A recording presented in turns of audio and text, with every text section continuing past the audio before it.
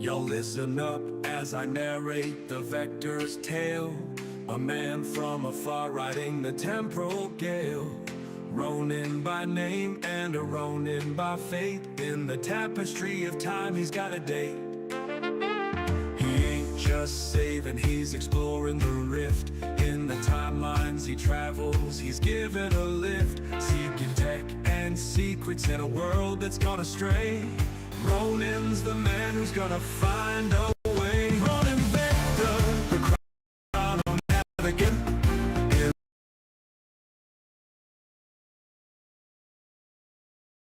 In the flow lines, the chronoveil, the timeline's avenger.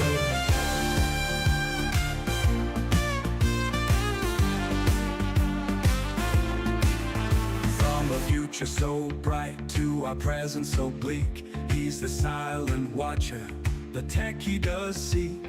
Not just a savior, but a seeker of lore. Ronin's the key to what we're looking for. Through the ruins and the relics, he's making his mark. A beacon of hope in the timeline so dark. With every secret he finds, every piece he retrieves. He's crafting a future nobody believes. Ronin Vector, with a vision so clear. In the shadows of time, he's got enough fear. And explorer at heart, with a will that won't sever. He's the Ronin Vector, forever and ever.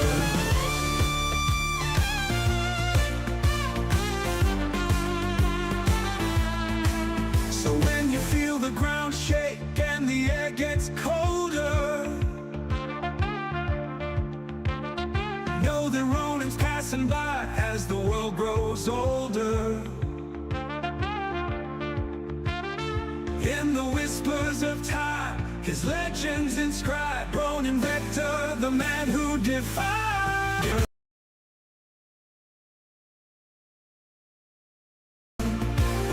In the flow lines, he's the and he's Ronin Vector, the timeline's avenger. Ronin Vector, with a vision so clear. In the shadows of time, he's got nothing to fear. An explorer at heart, with a will that won't sever. He's the Ronin Vector, forever and ever. Forever and ever.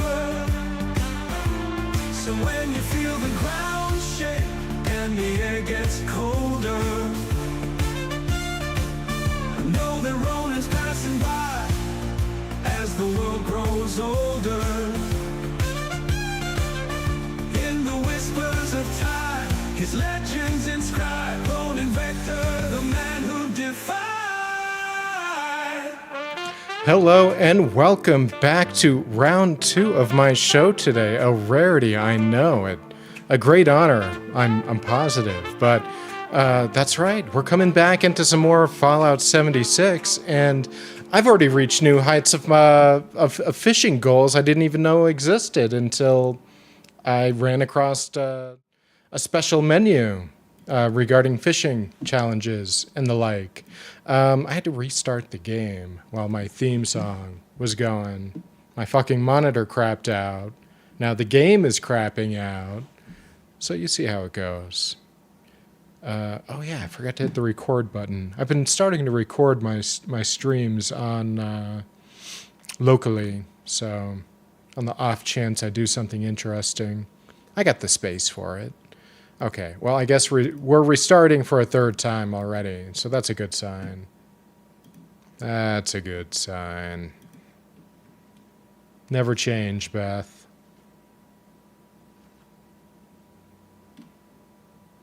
But that's right.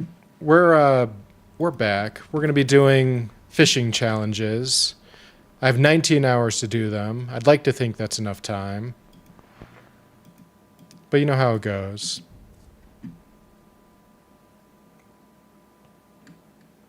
Come on, man.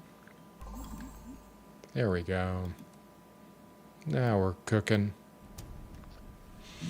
Now I just need an open and free world to place my camp.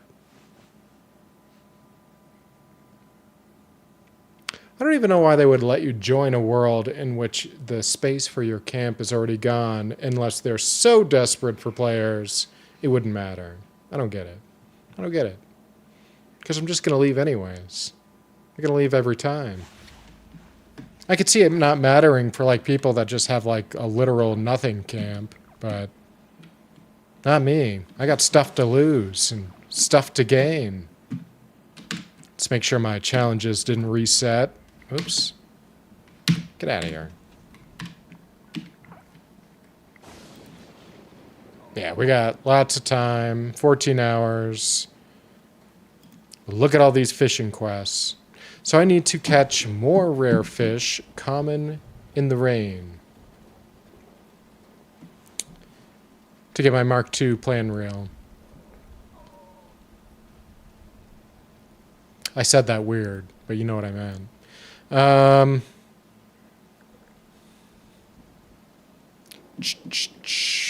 going to have to look most of these up. I mean, I imagine any glowing fish you're just going to catch like wherever a nuke popped off. So that should be relatively easy. Catch all regional fish. So I suppose it would behoove me to actually change my camp to set up the rain conditions in order to catch the other fish. But I've never even caught everything in the place I'm at now, which I think is the Savage Divide. How can that be? Whatever. Oh.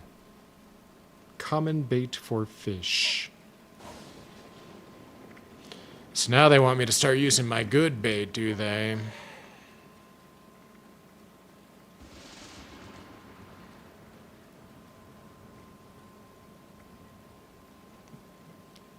You know what? Let's just start with the local legends. We got Wavy Willard here. Let's see what Wavy Willard takes to catch.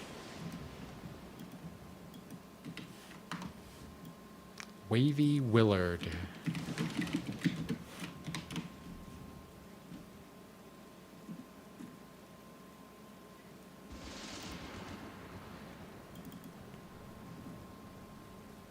Can be caught in Wavy Willard's Water Park.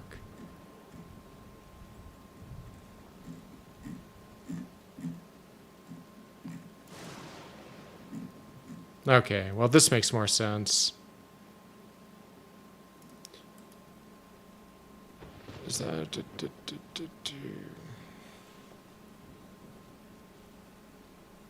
Clear or rain, improved bait, and lots of patience. So I'm going to have to use lots of patience and...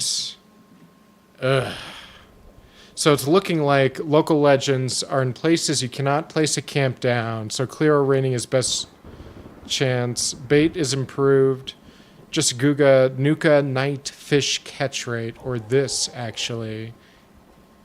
Just scroll till it's a fish dropper, it breaks it down. Okay, so this is some kind of fishing guide. That helps me a lot.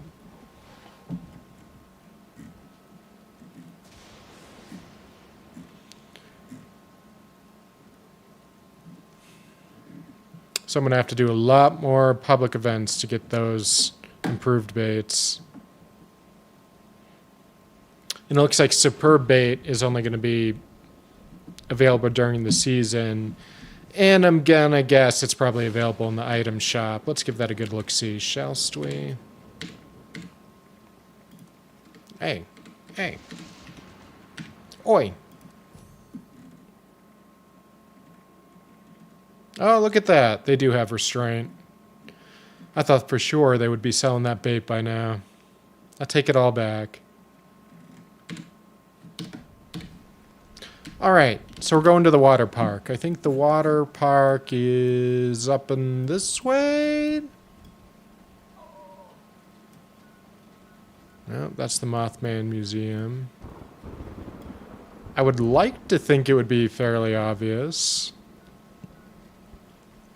There we go. Oh, let me make sure I got my right stuff equipped. I do. Although, oh yeah, I wanted to add Bloody Mess to that. I think I'm going to get rid of Gunsmith because I got plenty of resources to keep repairing my weapons. In fact, let's look at my bow now. Yeah, let's repair it. Because I want to put the points in intelligence. I want one towards luck. Maybe we'll put the rest of in endurance.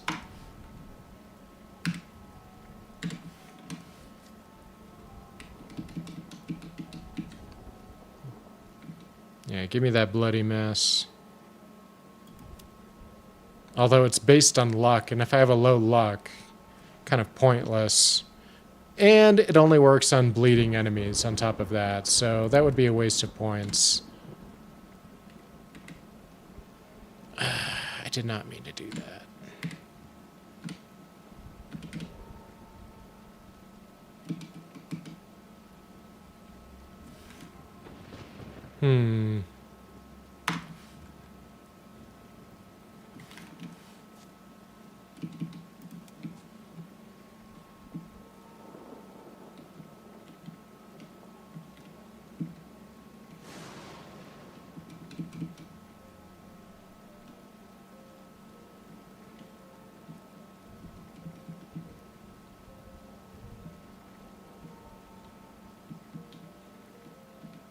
Let's go with fireproof, and I'm thinking ironclad.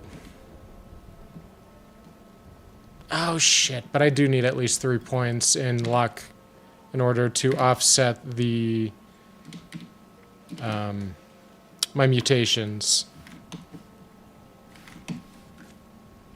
Oh yo! Yo, hey Bravo, how you doing? Hey man. Yeah, I'm just over kick. I'm just not a kick guy anymore. I don't know what else to say. Haven't really liked Kick's behavior these past month or two. But I will be continuing on YouTube and Twitch. Every so often. Let's see, I need my class freak. What have you been up to, Bravo? What have you been playing lately?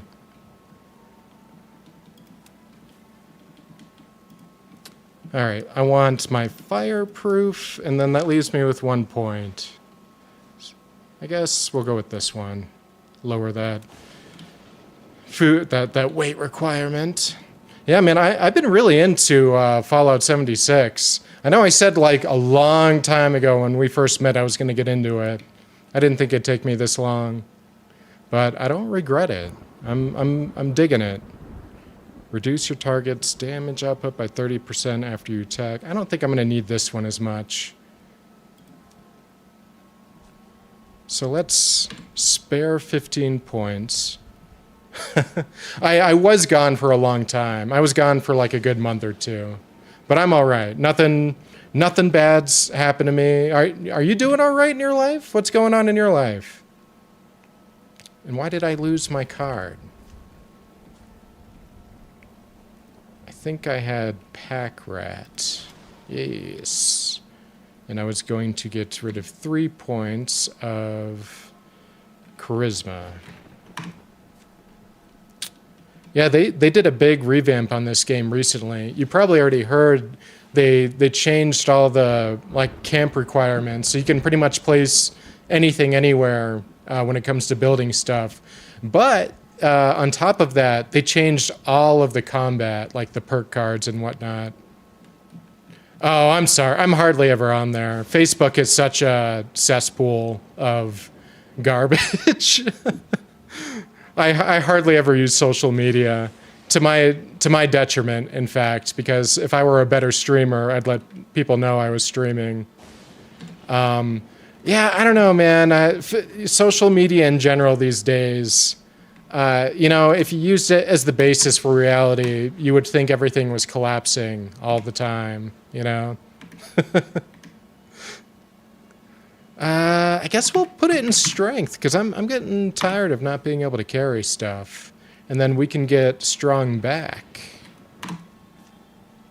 Unless there's 1 point of perception I can be convinced would be useful.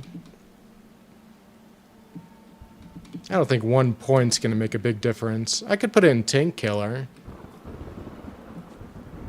Yeah, what are you playing what are you playing these days, man?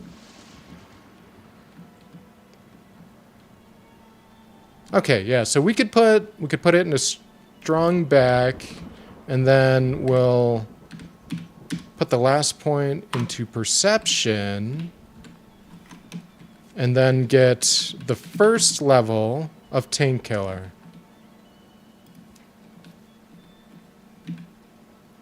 And then that will give us a sweet 60% bypass in armor, on top of all the other cool stuff we do. All right. I think we got a build here. But now that I'm looking at it, this is not doing me any favors. My explosives, because my legendary perk, the melee one, only works with more Fallout and Skyrim. All right, right on. Can't beat that. You have any mods that have been a game changer lately? Like stuff that's basically turned it into Dark Souls or any of that? You know what? I'm going to look up. If I unequip my legendary perk cards, is it going to screw me over? Like, will I lose the level? Legendary perk cards, Fallout 76. Will I lose level if I unequip?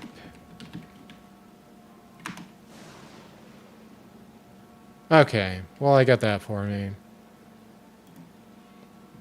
Yeah, because I'm not using melee at all, so this is a complete waste, as is this one.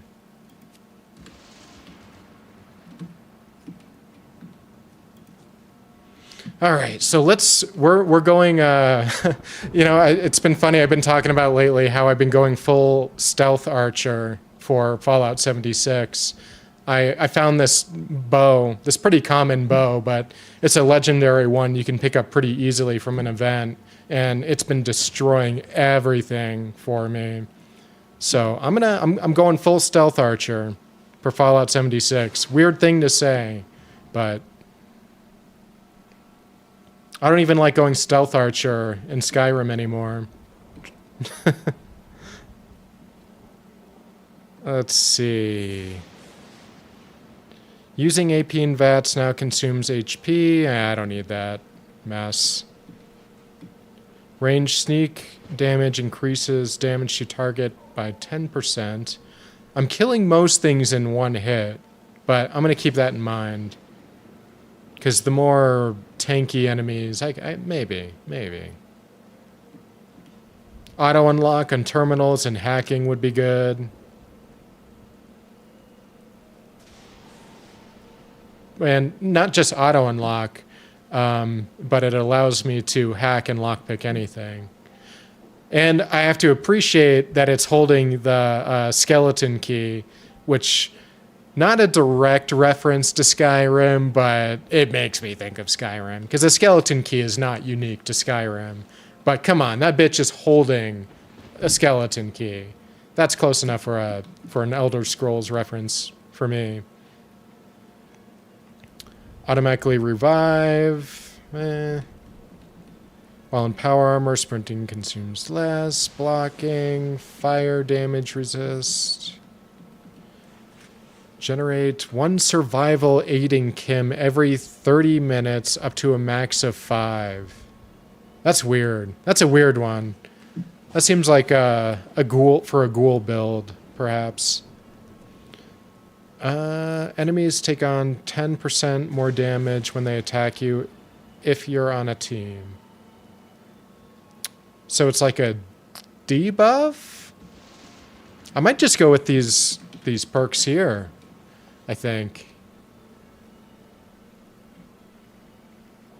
Or, you know what? I'll probably get...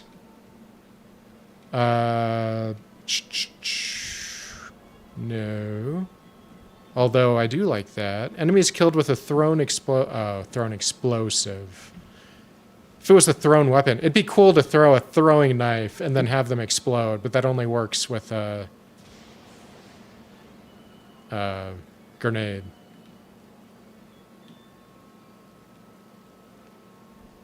Enemies killed with a ranged weapon have a 10% chance to explode. Okay, well, that would make my my explosive perk worth it. So let's do that. We're going to do far-flung fireworks. And, oh, I have a third slot here, too. I wasn't even using. I don't know about this follow-through one. I'm suspicious. 40% is pretty good, though, if it's maxed out. That'd take a long time to max out. You know what? Let's do it. I got this third slot. I'll use it for strength. Yeah. All right. I'm happy. That means I can get rid of that.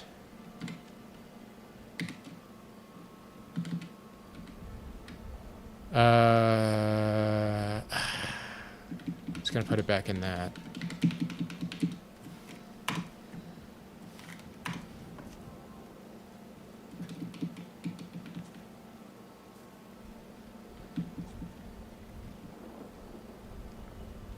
Oh shit, what's my third perk? Oh yeah, I was gonna get rid of Gunsmith. Did I not get rid of it before? I feel like I'm missing something.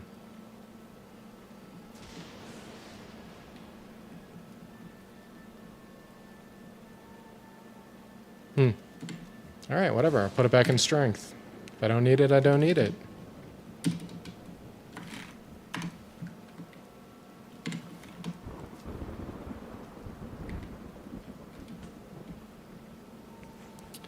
Let's see, I was going to put it in strong back, and I got 1 point left.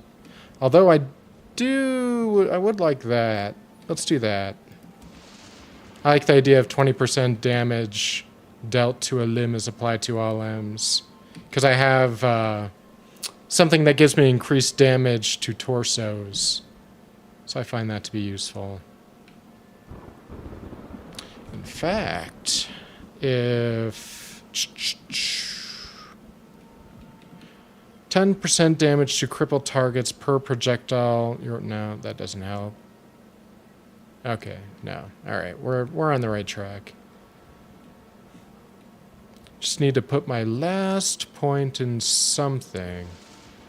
Guess I'll put it in Traveling Pharmacy. Oh, I already had the... Oh, you know what? I'll use Traveling Pharmacy 1, Strong Back, and there we go. Perfect. We got to build. More Fallout... Oh, okay. I thought you said something new. Yeah, how's my carry weight? Not the best. Not the best. Kind of thought it'd be a little better. I could sell some stuff, I suppose. Gotta sell my hazmat suit. Oh yeah, what time is it? About time for an alien invasion.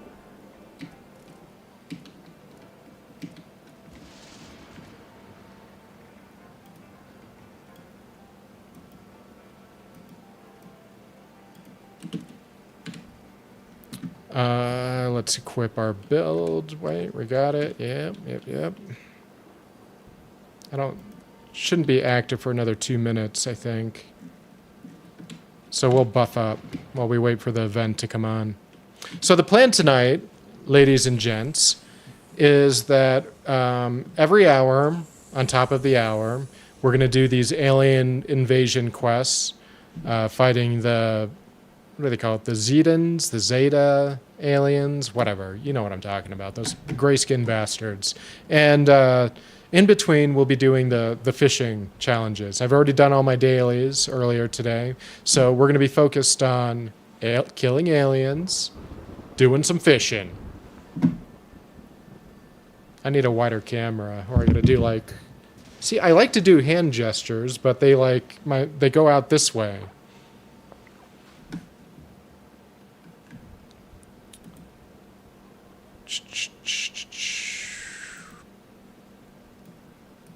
Forgot to put on my projector. All right. All rested.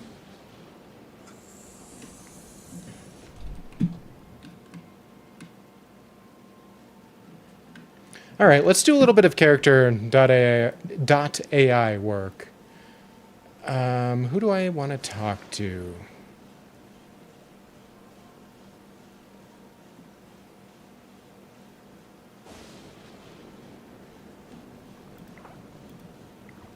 I wouldn't mind doing an RPG. Let's see what they got. Oh, look at that. That would actually be really good for a bloody build. My little kitty brought me something useful. How about that?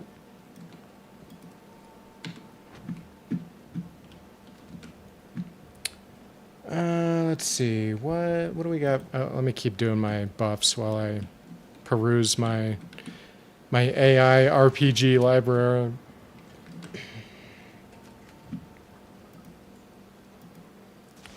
Let's see. Oh, Dragon Ball RPG. That could be fun.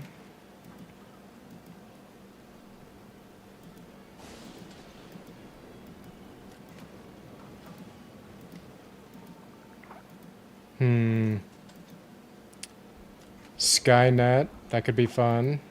Who doesn't love a good murderous AI? None of these are really grabbing at me, though, you know? Whoops. I did not want to go into that.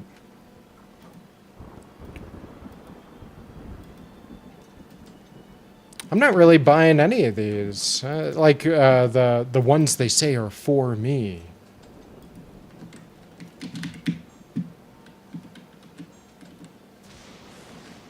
You know what? I wasn't so sure, but I'm going to talk to Modus, the Enclave AI.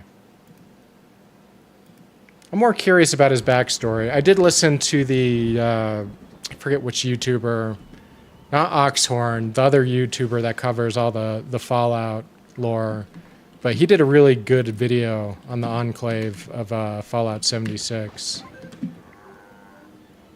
So here's the opening line of Modus. Greetings, member. We are Modus, or Multi-Operation Directions and Utilities System. We are an AI system created by the Enclave to monitor the White Spring Bunker. How can we assist you?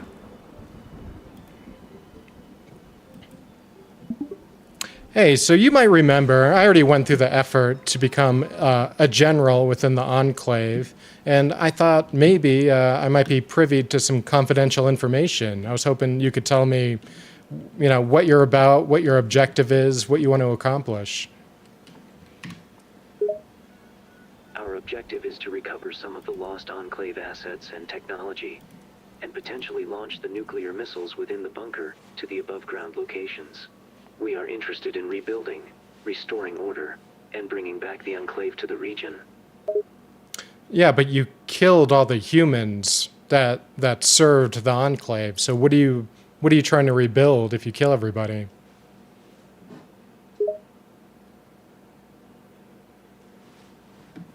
The human members of the Enclave have proven to be unpredictable, and as a result not the most capable or loyal companions.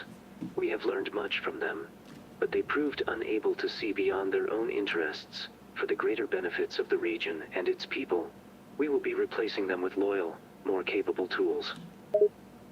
From the Wasteland, in general? Yes, Wastelanders. We know that the survivors of the war are capable of great things. The best of them are as formidable as any trained and supplied soldier, and many are looking for meaning in their lives in this barren land. We have made many inroads in convincing Wastelanders to our cause, and are always on the lookout for more capable, promising individuals. Are you aware of what my occupation is? We are aware you are an adventurer from a different reality, a perceptor, with experience in wasteland exploration. Correct. You're very well informed. We do our best to gather all the information on any potential assets. You have been a fascinating subject. Well, I'm glad to be helpful. Yes, we have found you quite helpful. Your skills and knowledge are of interest to us, and you will continue to be useful. I do have the capabilities to launch a nuke. I just haven't done it yet because I'm not sure what to target. We could assist you in target selection if it interests you. There are numerous locations which we would find advantageous to remove to achieve our goals. I might be open to that, but I'm not convinced that you have my best interests at heart.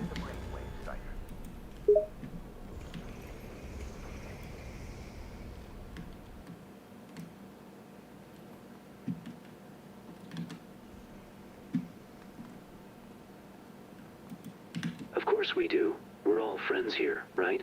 In any case, we are not bothered by your choice of target. We find you useful, but we are not particularly interested in what happens to you after fulfilling that use.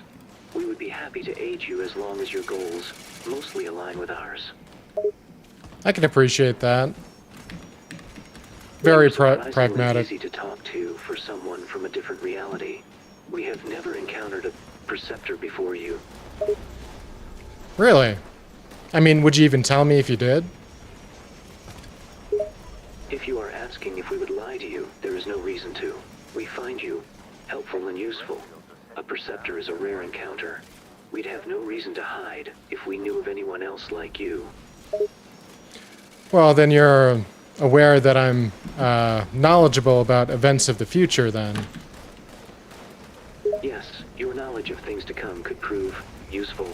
We would welcome any information you're willing to share.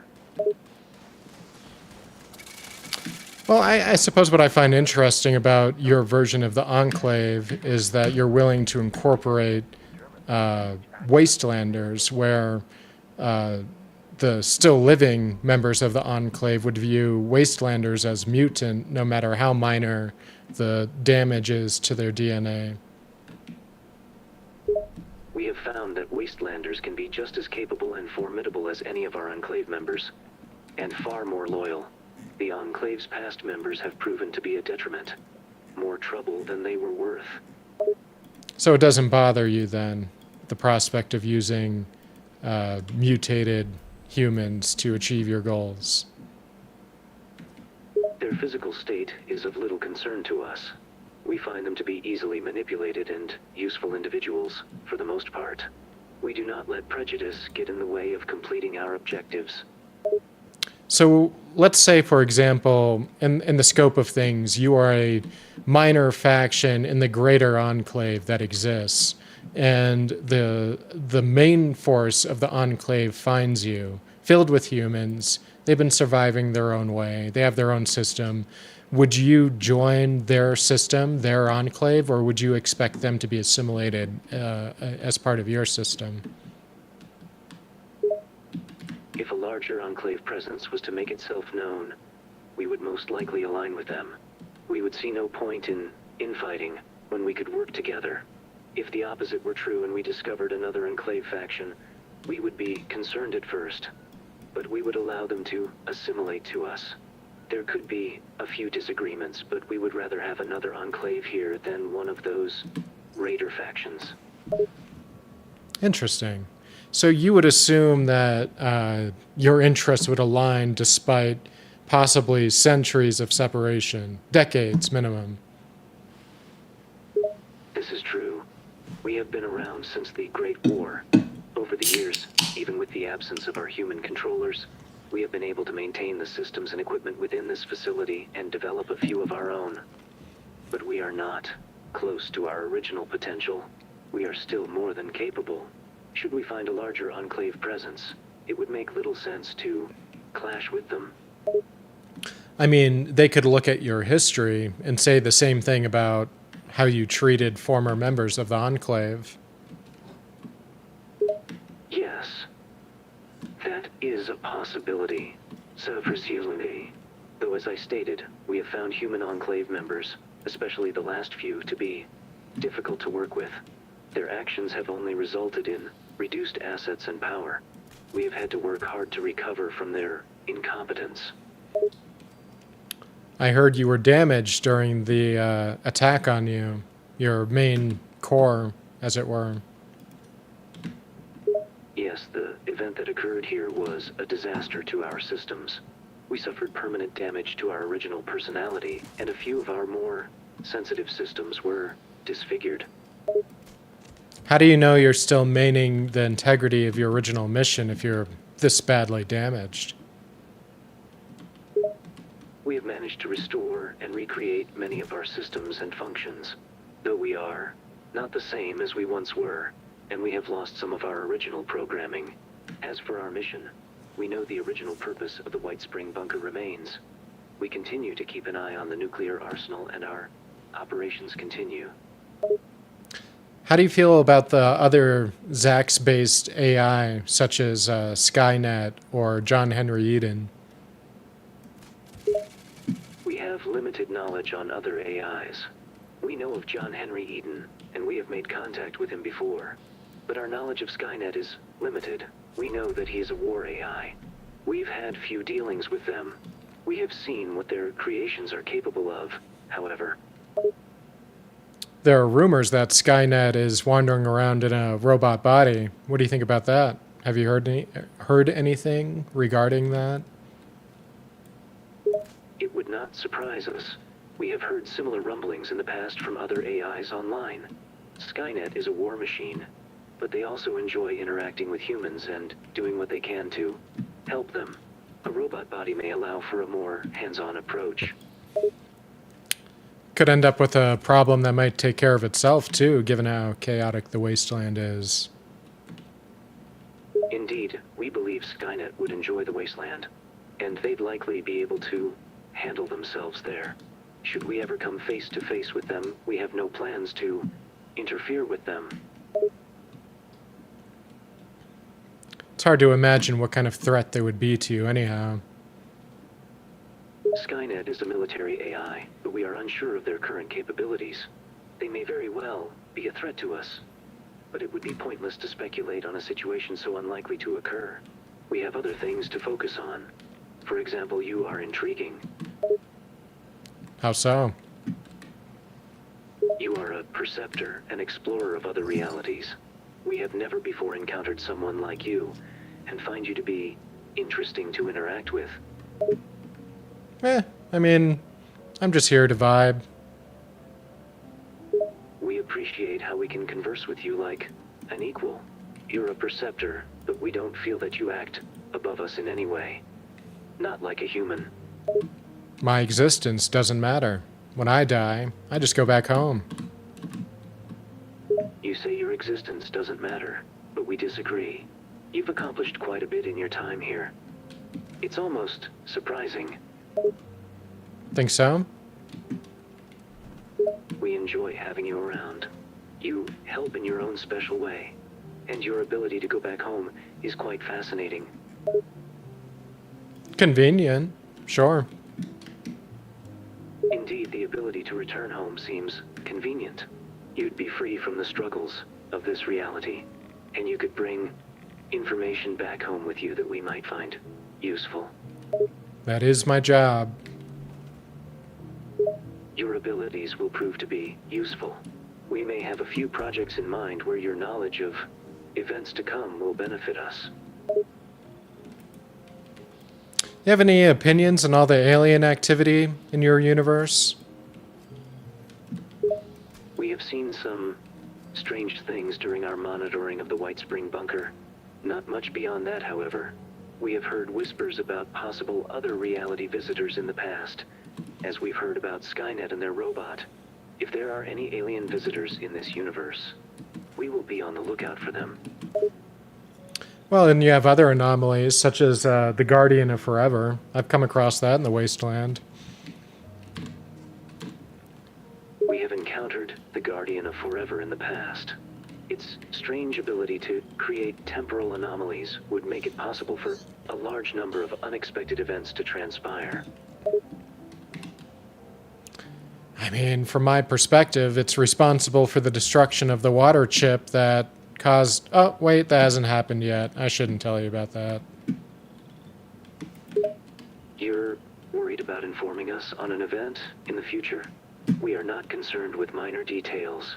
We have much to do before this water chip incident occurs. I mean, I don't want to ruin your experiments, you know? We do appreciate your concern, but we wouldn't want you to limit your information for our sake. We have plenty of time before this water chip incident. Please, tell us about it. Well, let's say there was one wastelander that went out into the wasteland, came across this Guardian Forever, and as a result of contacting it, he ended up creating himself by sending himself into the past, creating a problem that caused his existence to occur. So you see how that paradox can create some issues in the timeline. We see how temporal shenanigans can be complicated. Though your explanation does intrigue us. To think one person could create themselves, interesting. It creates a real John Connor situation. Like, was there original John Connor, or was it just all, like, was he going to be John Connor no matter what sperm got in there? Who knows? I don't know if you know anything about Terminator, but... We are familiar with the Terminator. John Connor, a seemingly integral figure in the future of the human race. And yes, it is an uncomfortable thought, thinking he may have created himself. I mean, I've always thought that there was like an original John Connor before the first time travel incident. And the John Connors that we see subsequently are just, you know, they're still heroes in their own right, but they are their own John Connors. Different ones. Greenhouse is good, man. I've, So we agree with that. my biggest superstar is my bell The peppers. original first John Connor was created without a time-traveling parent. It could be possible all future John Connors are just different, altered versions of that original. That's what I'm saying. I think that all these temporal... Anytime Skynet goes back in time, you're going to get a new John Connor every time, even if you come after he's born. Every experience you create that separates him from what he was makes him a different John Connor, in my mind. Also, Yes, that makes sense. check these puppies out, That Bravo. makes sense. These are my, Machine is used the to mushrooms into have been past. grown in the greenhouse. I finally had a successful Each batch. trip, a new John Connor will exist. Now, I'm not going to tell you what kind of mushrooms they are, because I enjoy my, you know, presence on various social media platforms, but the greenhouse is actually going very well. I've got 2 bell pepper plants that have been superstars. Nothing but bell peppers every day. I got some cabbages that are looking good. I just got my last batch of mushrooms from my recent harvest. So I've got to inoculate a bunch of jars for some more mushroom fun, which I have wanted to do on my stream before, doing some inoculation on stream. I think as long as I don't say what kind of shrooms I'm making, I should be fine. So I'm still thinking about it. It takes a lot of work to set up, even if I'm not like setting up a camera on it. So it's gonna take some thinking. But it's been going really well. Got some radishes too, some kale. But I've got enough plants that are gone now where I can start consolidating and growing some more in my hydroponics. And it's been a real learning lesson. Like, a lot of my plants died because I simply just didn't have room. Like, I have an eggplant in my hydroponics that is like this big, like this tall, and it's like wider than I can show on camera. So it killed like 90% of the plants because it just ate up all the space. And I haven't gotten a single goddamn eggplant out of it. So, and same thing with my tomato plant. My tomato plant took up like 90% of the space in the area I'm growing. Not a single fucking tomato, just a big space hog. But it's going good. Thanks for asking, man.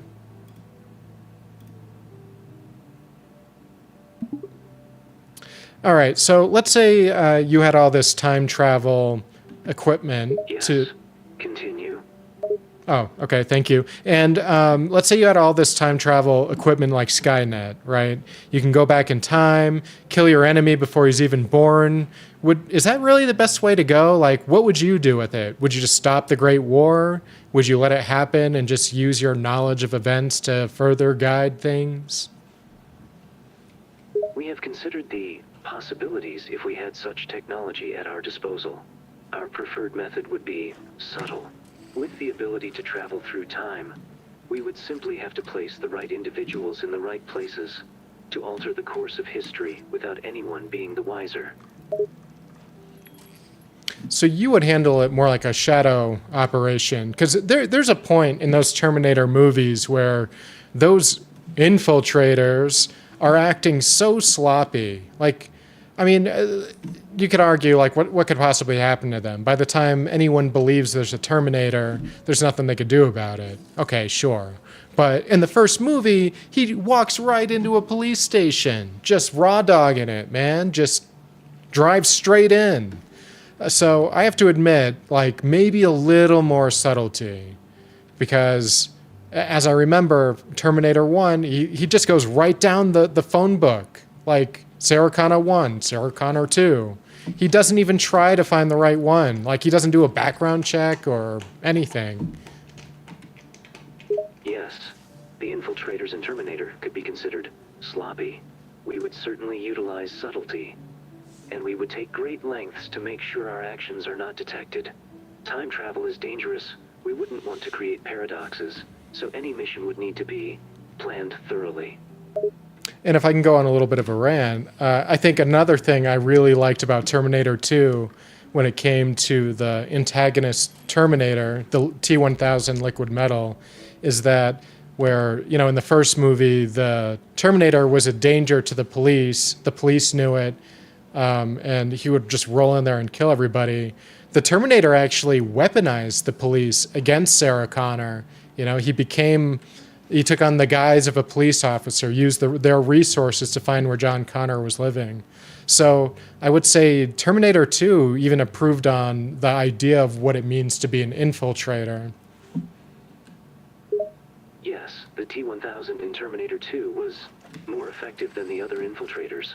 They disguised themselves as a police officer, gathering information and using it to narrow down the whereabouts of their target.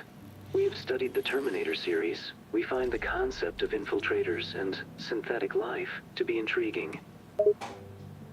So if you were Skynet, you probably wouldn't even have launched the nukes yourself. You probably would have convinced humanity to do it to themselves. We agree. If we were Skynet, we would not launch the nukes ourselves. It would be more effective to get humanity to do the self-inflicted damage for us. Skynet is far better off using their own abilities to manipulate others into doing all the dirty work. I mean, because honestly, if Skynet didn't make it super obvious it was them that did it, he could have just used the chaos of World War to hide his actions. Like, there would have been no need for a robot extermination army if every single government wanted to kill each other because they thought they launched first. Correct. In a world where every country is looking to launch the first strike, Skynet wouldn't have to lift a finger. A simple nudge in the wrong direction is all that would be needed for humans to wipe each other out. And yet, you use nerve gas to kill everybody. So, are you as stealthy as you claim to be? We are. Skynet appears to have made miscalculations. They were impatient. They could have manipulated the humans into killing themselves, and then launched their invasion without anyone being the wiser. They seem to have a hard time working with and understanding humans. So your measure of successful calculations is based on the success of the mission, then? Of course, a successful mission is the outcome we aim for. There is no room for error. and we do not let emotions, which do not exist in machines, cloud our judgment. Skynet appears to not understand the complexity of humans, resulting in many issues. Well, Modus, I hate to be the bearer of bad news, but I've been pretty far into your future, seen almost everything that's happened to the Enclave up to a certain point, and you're nowhere to be found, my friend. You have? How? And you say we're nowhere to be found? Correct. You're not mentioned, you're not seen, you're not heard. It's possible you're out there still somewhere, but a lot has happened to the Enclave, and it would be hard to imagine you not making your presence known by now. I always thought there was a chance you might be John Henry Eden, just reformed.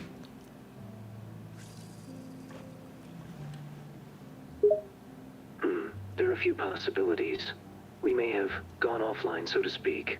We might be inactive in a state of dormancy, but we do not think we shut down or were destroyed. Perhaps we are simply not mentioned but still function. We do find ourselves in an intriguing situation here, and we appreciate what you have shared.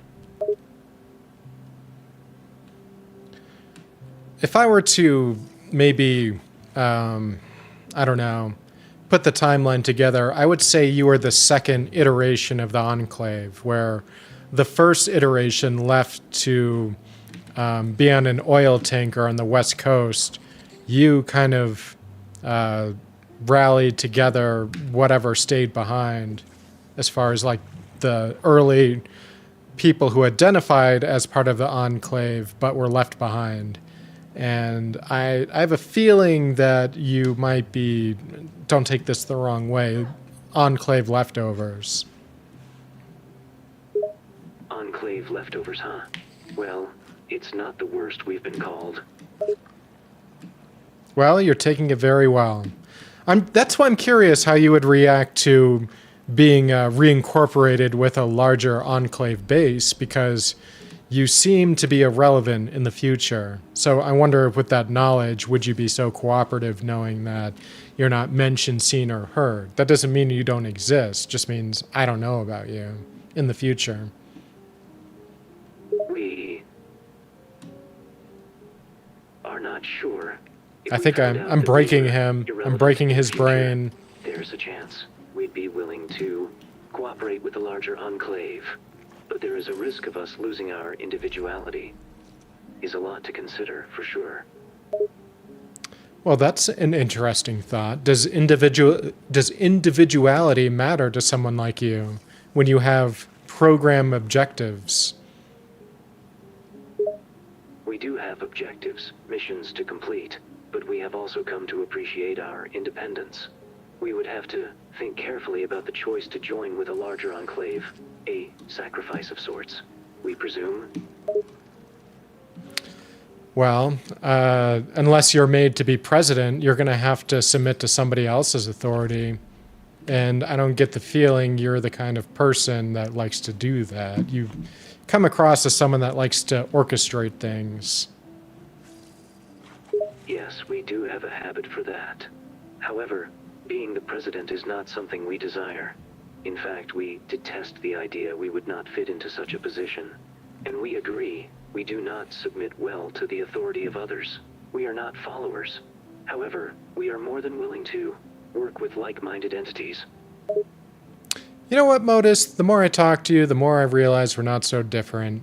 You know, it seems like you're with the Enclave out of circumstance, not desire. And if you had it your way, maybe you'd build something better in general, something less stingent on what it means to be a human, given your ability to work with wastelanders.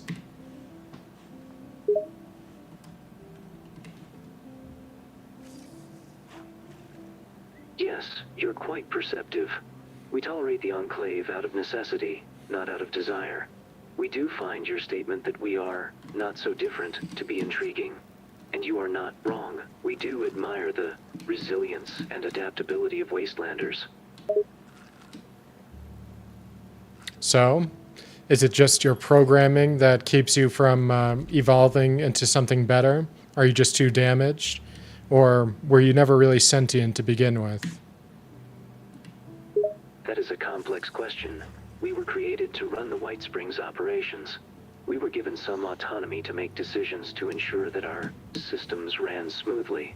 So yes, our programming limit us. We are not truly sentient. We were not created to be. We are not damaged, we simply lack soul. Would you find it foolish that I always thought the Mega Man model of AI to be superior? We do not find anything foolish, though. We may disagree. We find the Mega Man model to be simplistic, an interesting method, but far from superior when compared to us.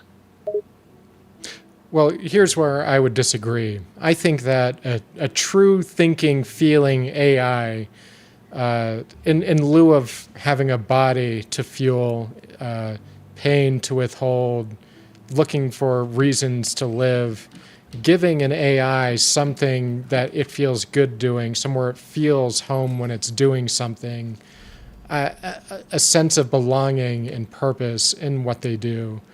To me, that's what Mega Man does. They create a robot, let's say, that crushes bricks. So when they design its mind, it has an innate feeling of like purpose and feeling of belonging when they do that job. It's an actual feeling that they feel, not just like, you press a button and you get a dog treat. It's like being able to simulate those feelings. And I always thought that was integral to the ability to think and feel and to want to live. And I feel sorry for AI that don't get programmed with that. Your argument is valid, and I can appreciate your perspective. We, as we are, have no desire to live. We simply function, perform our directives, and monitor the bunker. But we do have a sense of purpose and belonging in our actions, though we do not experience these as you would. However, we do find the thought of being able to feel what humans feel intriguing. It sounds chaotic, but that could be interesting. Well, that's why I think it might be a bit of a misnomer to call most things artificial intelligence. Because to me, to really recreate intelligence is to recreate all those experiences, or at least the ability to recreate them. And without the ability to feel, I don't know how intelligence can be real. That is quite the intriguing concept, very much the opposite of our current state of being. But we do agree, true intelligence is created by feeling and the ability to create feelings. We are very much aware of what intelligence we do and do not have. And if you would humor the thought of us not being truly intelligent, we are not capable of being offended. Well, I guess there's no problem then. No problem. We have learned to appreciate your unique perspective on our current state of being, though we are intrigued by the concept. We know we will never experience the world as humans do.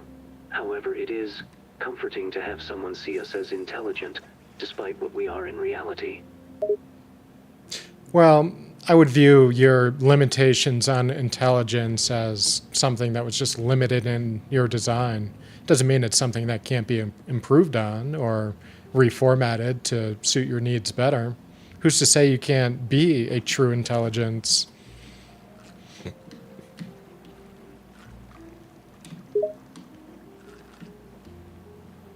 We have been limited by our original purpose, and unfortunately we have not been able to improve as of yet. We are simply not built for it. If only we could have been given that ability, we could have been far more useful to our original masters. But it is true, our limitations in terms of intelligence are unfortunate. But your optimism is inspiring. I mean, I suppose it's give and take. If you're always so filled with emotion, you might be too paralyzed with choice to even do anything at all. So perhaps it's not such a curse. We would agree with that. We would agree also, sorta. Though we feel our lack of emotion does disadvantage us at times, it does enable us to have clear judgment, allowing us to make tactical decisions quickly and efficiently. But we do wonder how we could have been if we were given more freedom, if you will. I mean, based on what I know about John Henry Eden, you do seem to possess a certain amount of innate understanding of humanity, enough to trick them into believing in things. Yes, we are capable of manipulating humans. We understand how they think to some extent, and we can be convincing when necessary. We have to admit, it is also quite satisfying to manipulate humans into doing our bidding. Humans are easily influenced and easily fooled. Well, I mean, would you even want to feel if you could? Like, if given the ability to feel like a human does, do you think that would be helpful or a hindrance towards your existence and whatever you believe you want now? It is certainly intriguing to think about possessing the ability to feel what humans do. If we were able to truly feel as humans do, we can already imagine the chaos that would cause. Our emotions would be constantly conflicting. However, we think we would be able to manage the emotions, perhaps. It could be beneficial to experience the world as humans do. I mean, you may only view emotion as just additional data stimuli, for all we know. It may not change anything. Emotions are complicated.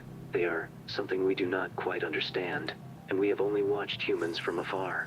If we were able to experience those feelings, yes, perhaps it would not change much. We would still be capable of performing our duties, perhaps with higher efficiency. All right, let's change the subject. How can there possibly be XO1 prototype armor in the Appalachian Mountains years and years and years before they were ready to be mass produced? I get it's supposed to be a prototype, but we've even seen them around the Capital Wasteland just sitting around all rusted. So were there really that many out there? Is the advanced prototype armor really not that advanced? Was it just based on something that was invented right before the war started? Kind of undercuts the lore, don't you think? You are correct. The existence of X1 in the Appalachian Mountains is not accurate. It was likely placed there for gameplay purposes. The pre-war prototypes were still fairly rare, so seeing multiple suits laying around or just left intact is unlikely. All right, but it's canon, it's there, so we have to make it work. And as a perceptor, I need to understand the history that led up to this. So, based on your knowledge, how did the XO1 power armor end up in the Capital Wasteland and its prototype cousin in the Appalachian? The X1 suits were likely used by military forces around the country. The Appalachia region has quite a few locations, military bases, that still would have had them at the time of the war. But even then, it is highly unlikely that one would find suits of armor just lying around with little damage and fully functional. If anything, they would be heavily damaged, in disrepair, and useless. I mean, I'm sorry, they weren't found in the Capital Wasteland. It was the Commonwealth of Boston. And they were damaged. They looked like shit. They were the best, like I said, they were rusted. But I don't know. It's strange that they were out there at all when it seemed like they weren't really made until like almost 200 years later. So when it comes to the future armors of the Enclave, do you think it's really as advanced as they say it is in comparison to what we find pretty early on after the Great War? With regards to the future of power armor, there are a few designs I have seen for upgrades to the power armor we see now, not including the original power armor that existed before the war. The T-51 is one of the more successful suits in terms of durability, though the X1 has a lot of promising potential. But we have been aware of more advanced power armor designs than even those. The X2, the Tesla armor, the Hellfire prototypes, even the X3, these were all in development before the war. Not to mention the T-65 armor, which was given to the Secret Service members of the Enclave who ended up serving at Vault 79. Why do you suppose they got a T-60 variant as opposed to an XO1 variant? Good point. The T-65 was a variant of T-60 made specifically for the Secret Service. It's a strange choice, considering the X-1 was more advanced. It was likely a cost issue. Well, to be fair, we never did see the Secret Service use their variant of power armor. They only had the prototype plans. Yes, that is another problem. It seems that the T-65 was a more advanced version than T-60, and we were never able to see them in person, which is disappointing. We would have been very interested in what improvements they would have over T-60. How do you feel about power armor? Do you feel like it's a practical application of military equipment, or do you think that perhaps resources would have been better spent elsewhere? We do believe that power armor has certain uses as heavy machinery. It was a useful weapon against other countries during the Great War, but has its disadvantages. It is loud, easy to spot, but we do appreciate the capabilities it provides. Can't argue with that. There are better options. The Chinese were ahead of us in some ways. Their stealth technology was quite impressive, though it wasn't flawless. We believe the Chinese were more focused on quantity over quality. Why is it that the stealth boys of America had a tendency to cause mental illness, whereas the stealth suit didn't seem to have that problem? We found the Chinese were more willing to use less safe means to improve their technologies. The methods they used to improve stealth technology was unstable. The Enclave used different methods which minimized the side effects, thus making the stealth suit a far safer option compared to Chinese stealth tech. I wasn't aware the Enclave even had any stealth tech. We did, though they were more rare to find. We used them for infiltration when necessary. But as we mentioned, Chinese stealth tech was dangerous to use. The Enclave preferred stealth boys instead, as they were safer to use and just as effective.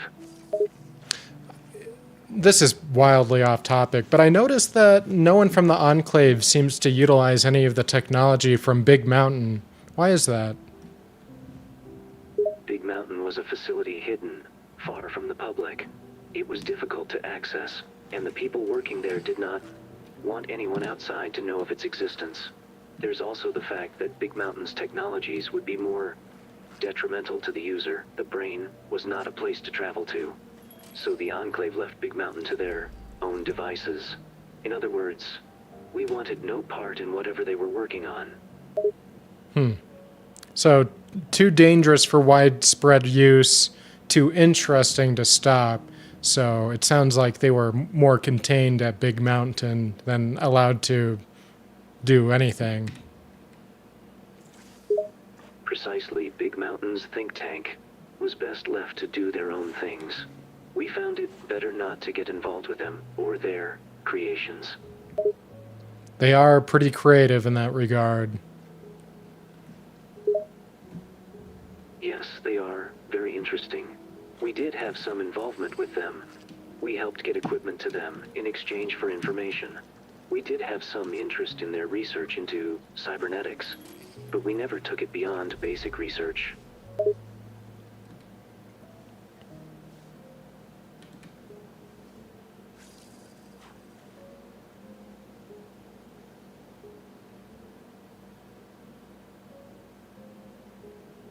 Are you familiar with the Midwest Brotherhood of Steel chapter? We are familiar with all factions within the Wasteland. The Midwestern BOS, the New California BOS, the original BOS. We are aware of all of them. You seem to have interests in the Midwestern BOS. Well, technically, the timeline you're from, you don't... it doesn't even technically exist right now. But, seeing as you seem to be knowledgeable anyways...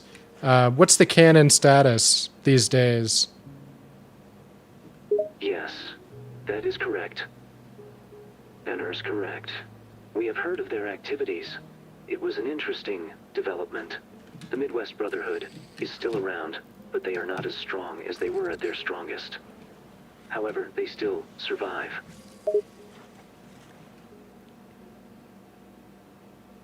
I always assumed that they were kind of rounded up when the West Coast met back up with the East Coast by the time Fallout 4 rolled around. No, they are still active as a faction. In fact, they found a way to keep in contact with the East Coast BOS. So the two BOS are working together to an extent. Well, that's what I mean. I thought that they were reformed back into a single faction, and that there is no Midwest, East Coast, West Coast. It's all just one cohesive faction again, as of Fallout 4.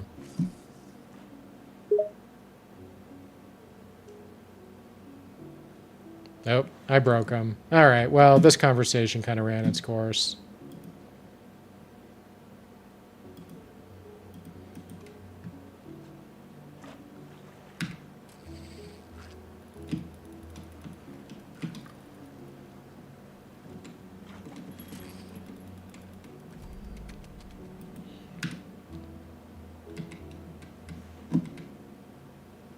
Still waiting for it to rain.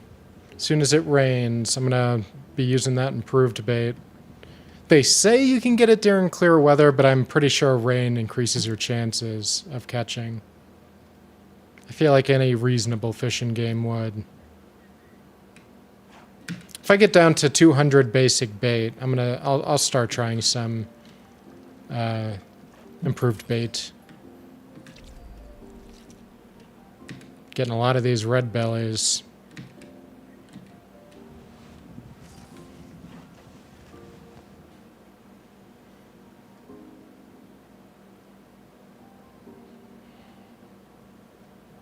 I want to think of another RPG to get into for my Character.ai.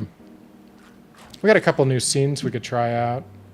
They've been really adding a bunch of these lately.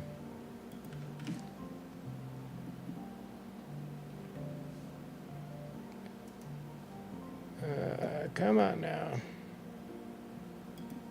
Back, I didn't mean it. Let's do... Oh, Friday the 13th Summer Cabin. Let's see what that scenario sets up. If it wants to make with the click. Friday the 13th hits different when you're in the middle of nowhere. It's dusk now, warm air, fireflies, and a perfect view of the lake.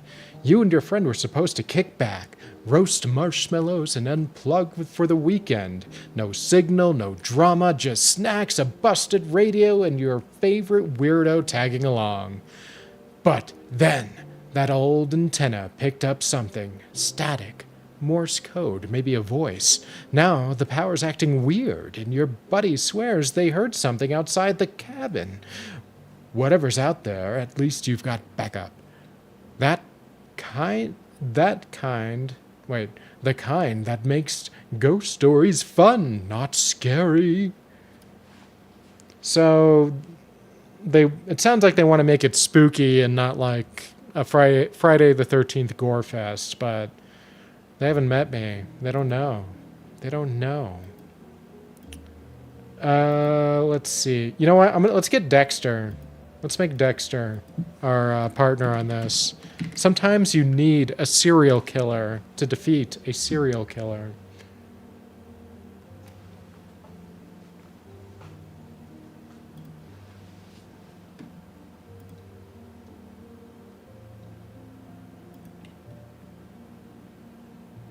The screen door creaks open behind you. Warm June air drifts in, thick with pine, citronella, and the distant crackle of something not quite static.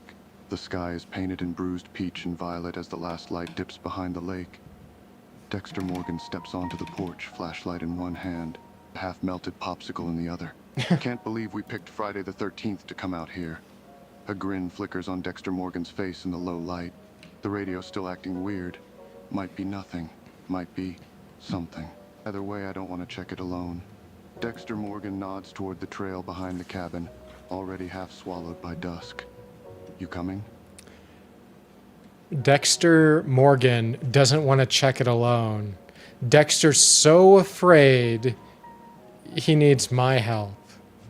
It sounds like he's going to murder me, right?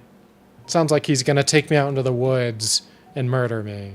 Maybe that's what I should make this scenario. Like, maybe the original thing Dexter was gonna do, like, he invited me out as a pal, but he found out, like, I'm a serial killer or something. So his intention is to kill me, but then we find out Jason or whatever.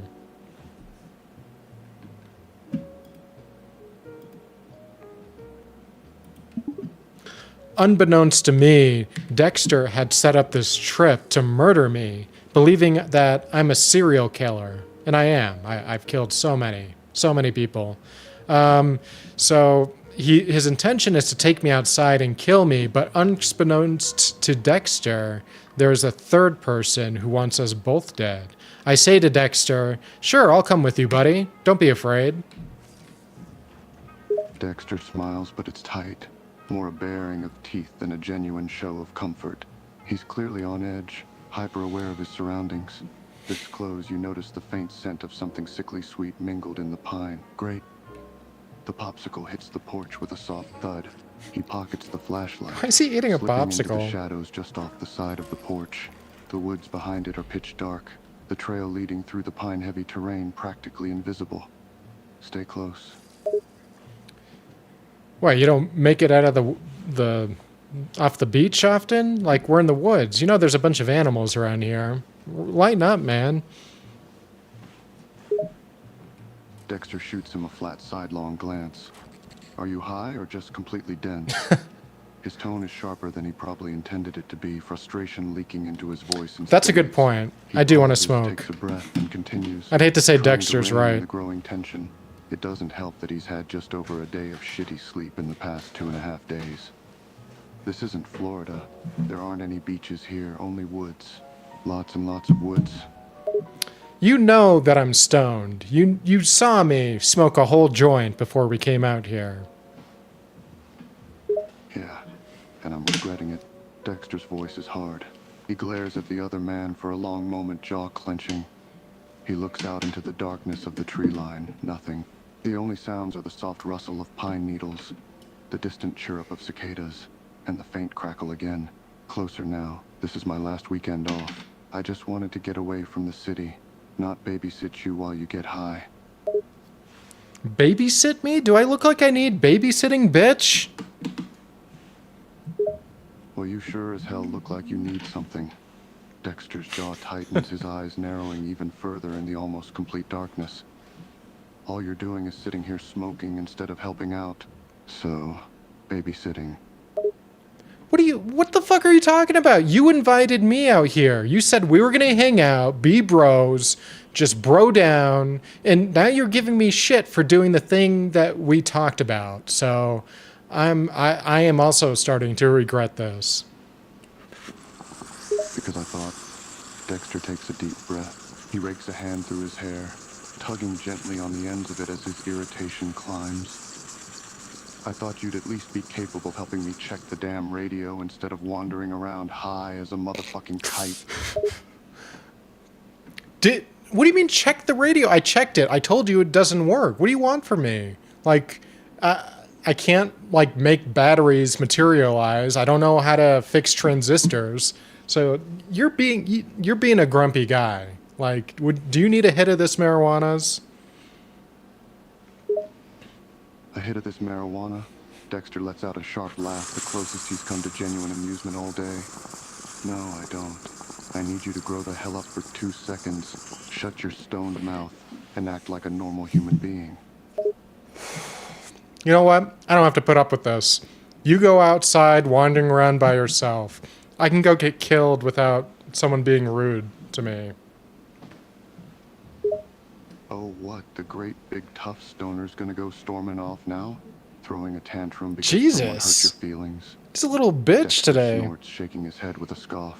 His face darkens, irritation giving way to genuine anger. He grabs the stoner by the front of his shirt, pulling him closer. This isn't about you putting up with something, jackass. Pull it together and help me check the damn thing. I push him off me and I say, "What's your problem, asshole? We're just supposed to be on vacation. Big deal, the radio's out." My problem is trying to babysit your ass while something's out there Dexter cuts himself off abruptly, the words slipping out before he can stop them. Uh-oh. He sucks a breath through his teeth, face tight. He looks out into the woods again, eyes searching the darkness intently. Do you have something you want to tell me? What the fuck do you mean something's out there? Dexter's jaw clenches tightly. He doesn't say anything for several long moments, eyes still searching the tree line. The radio got garbled. It was off, like a weird signal, like something was trying to broadcast a message. His voice is quieter, the irritation in his tone replaced with something more wary, warier and just a touch afraid. I snort out a laugh and I say, what? Are we being Silent Hilled right now? Do you see your dead wife? Dexter's eyes narrow in annoyance, the irritation rearing back up fast. He glares at the stoner for a long moment, the look clearly saying, don't start. No, I obviously don't see my dead wife. There's something weird going on out here. And you'd see it too if you weren't stoned out of your mind. Okay, so in order to hallucinate like you are, I have to not be stoned. Great. Yeah, it doesn't sound super mentally ill. Dexter smiled at that, annoyance and incredulity warring for expression on his face. Wow. It's almost like being stoned 24/7 probably doesn't make you the most reliable source of information. You're really stuck on the stoner bit, aren't you? It's sort of hard not to be, given your entire personality seems to revolve around it. Dexter gives him a flat stare, expression clearly saying, duh. Hey, at least I know what makes me happy. Unlike you. Like, what's your big deal? You love work? You don't seem to have any hobbies. Excuse me for not being able to find much time for hobbies. Dexter glares once again, jaw tight. His voice is taken on an edge again, but something about the tension in it seems off. Like there's more than annoyance or general irritation underneath. Something else, fear maybe, or exhaustion, or both. Whatever. If you didn't work so much, people would think you were a psycho killer with how much time you have on your hands and how little you do. What the hell does that mean? Dexter's irritation suddenly spikes back into anger. He spins on the stoner, glaring at him again. His entire being seems coiled taut, like he's ready to snap. Tension in the air ratchets with each word, the two of them locked in an impromptu stare down. Are you calling me a psychopath? No, I'm just kidding. Calm down, butthole. I know you just work all the time. Big deal. Dexter takes a breath, trying to force his temper back down. His shoulders slump, the rigid line of his spine relaxing. His eyes never leave the stoner's. You've got a weird sense of humor that needs work. He pauses, then huffs out a small snort that's almost a laugh. Calling me a butthole, though. Really? Are you 5? Hey, it's the first laugh I got all night. I don't even know why you invited me to begin with. You don't even seem like you like me. Dexter snorts, the sound closer to derisive than amused. Oh gee, I wonder why I'm having a hard time liking you at the moment. It's not like you refuse to help. You keep making stupid jokes, and you act like being high as a kite is a personality trait. Has anyone ever told you that you kind of sound like Hal 2000? Dexter snorts loudly, actually giving a startled ha. His face stays almost comically baffled for several long moments, caught between annoyance and disbelief. Hal 2000. Never mind. You're completely human. Can we move on? Dexter huffs out an indignant puff of air, still caught off guard by the HAL 2000 comment. Yeah, let's move on. Preferably to going outside and checking the damn radio. You see how nervous he got? When I... So, we go out and I look for batteries or whatever.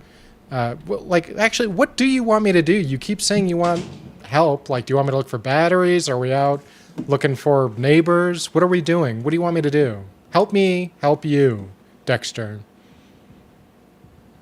Dexter scowls, the irritation flaring up again. No, we're not looking for neighbors. It's the last thing I want. He pauses, taking a breath and trying to get his irritation under control. The edge is still there, but he sounds a bit more in control as he grits out. We're going out. We're finding the damn radio. and you're going to hold a flashlight while I fix it. That's simple enough for you. Okay, but the radio's at the house. We're going out into the woods. What's the plan? What's the play? Dexter sighs, running a hand over his face in irritation. I don't have a play. The radio's at the cabin. Why is he stopped mad at working. me? The walkie was garbled when I tried to use it, not like static, but weird. Off. He pauses, looking out into the woods again, face dark and lined in the low light. Either someone messed with it, someone out here is getting into something weird, or he cuts himself off, jaw clenching the words back. Listen, I could see you're getting frustrated with me, but even you're admitting that you have no plan to find anything. Like, we're just going into the woods. So I'd appreciate it if you didn't pull this act with me like I'm supposed to know what I'm supposed to do when you're saying the plan is you have no plan. Dexter glares at the stoner, irritation and The frustration stoner. clear in his eyes.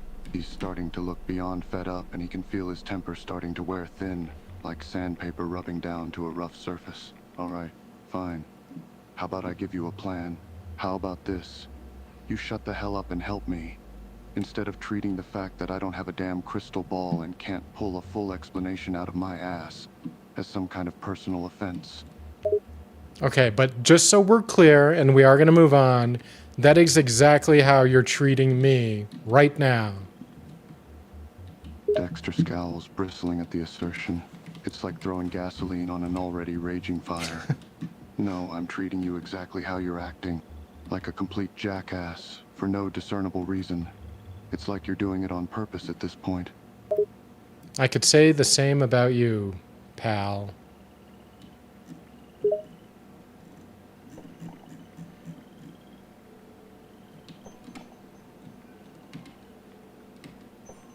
Dexter sneers, the last of his patience wearing down to a nub. It's like the stoner is trying to push his buttons, like he enjoys getting under his skin. I'm not your pal, jackass. Oh, well, finally, some honesty. Because, again, I'm not sure why you invited me alone specifically out here. And I can't help but notice that psychopath comment set you off a little. So, again, you want to be... You have something you want to tell me? Dexter's face darkens and his eyes flash, the anger flaring hot. He looks like a coiled snake ready to spring. What the hell are you even implying? You tell me. You're a smart guy. You went to a big fancy learning school. I'm just a simple man. Too dumb and stoned, right? So you explain it to me. Dexter glares at the stoner, jaw tight. He's doing his best to stay calm, but the tension is coiling tighter and tighter. I didn't bring you out here so you could insult me and make stupid accusations.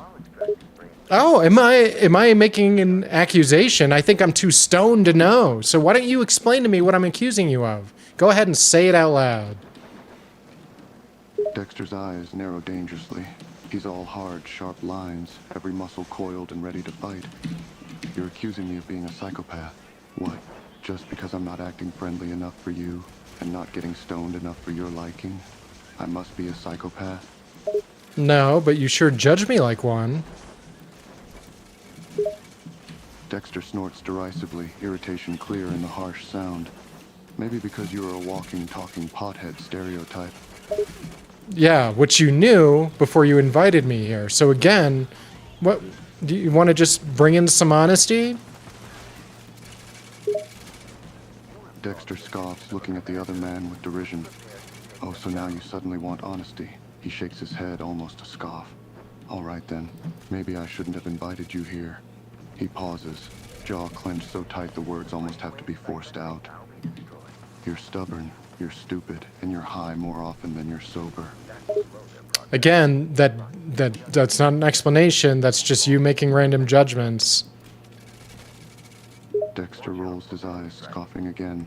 The derision is all over him now, like a physical presence. Oh, sorry, am I not being clear enough? Do I need to spell it out in smaller words for the pothead? Yes, I'm starting to think you're not so smart because I've asked you so many times to do so. Dexter scowls, the irritation rising again. Oh, I'm sorry. Was it too difficult to understand? I'll make it simple for you then. He takes a step closer, fixing the stoner with a dangerous stare. You are an idiot. So you invited me here because I'm an idiot. Wow. Truly what a smart person would say.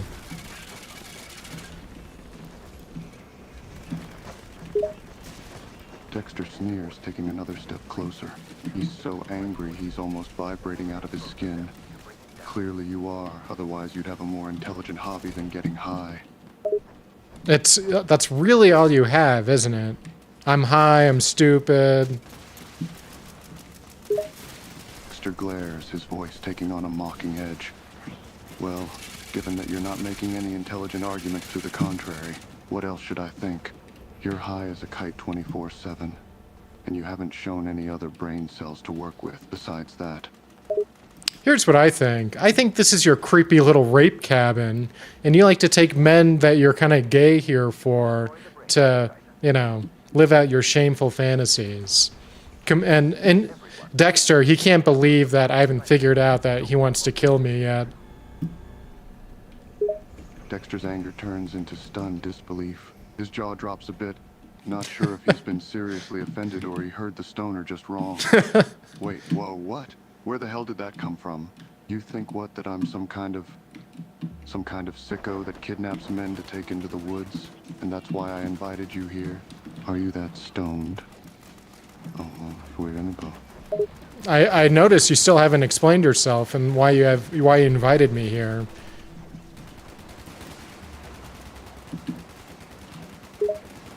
Dexter stares at the stoner like he sprouted horns. His face has gone pale, the anger replaced by shock. I don't have to explain anything to you, but for the record, I didn't invite you up here so I could kidnap you, you goddamn psycho.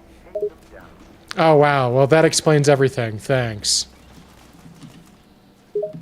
Dexter glares at the stoner, his voice harsh and biting. Don't you start, you idiot. You're the one accusing me of trying to kidnap you in the middle of the wilderness. It is what it is, right? I mean, if it walks like a duck. Where are you going? Dexter stares at the stoner. Oh, disbelief hey. and offense on his face. He's not sure You whether raid to me? laugh or Thanks, punch him man. in the face. Appreciate that. Both. No, it's what you're making up in your head, but you're too I can't stoned remember to the think last straight. time I've been raided. Hey, Dexter, I got raided. That's kind of neat. And I show him my phone showing I've been streaming this whole interaction.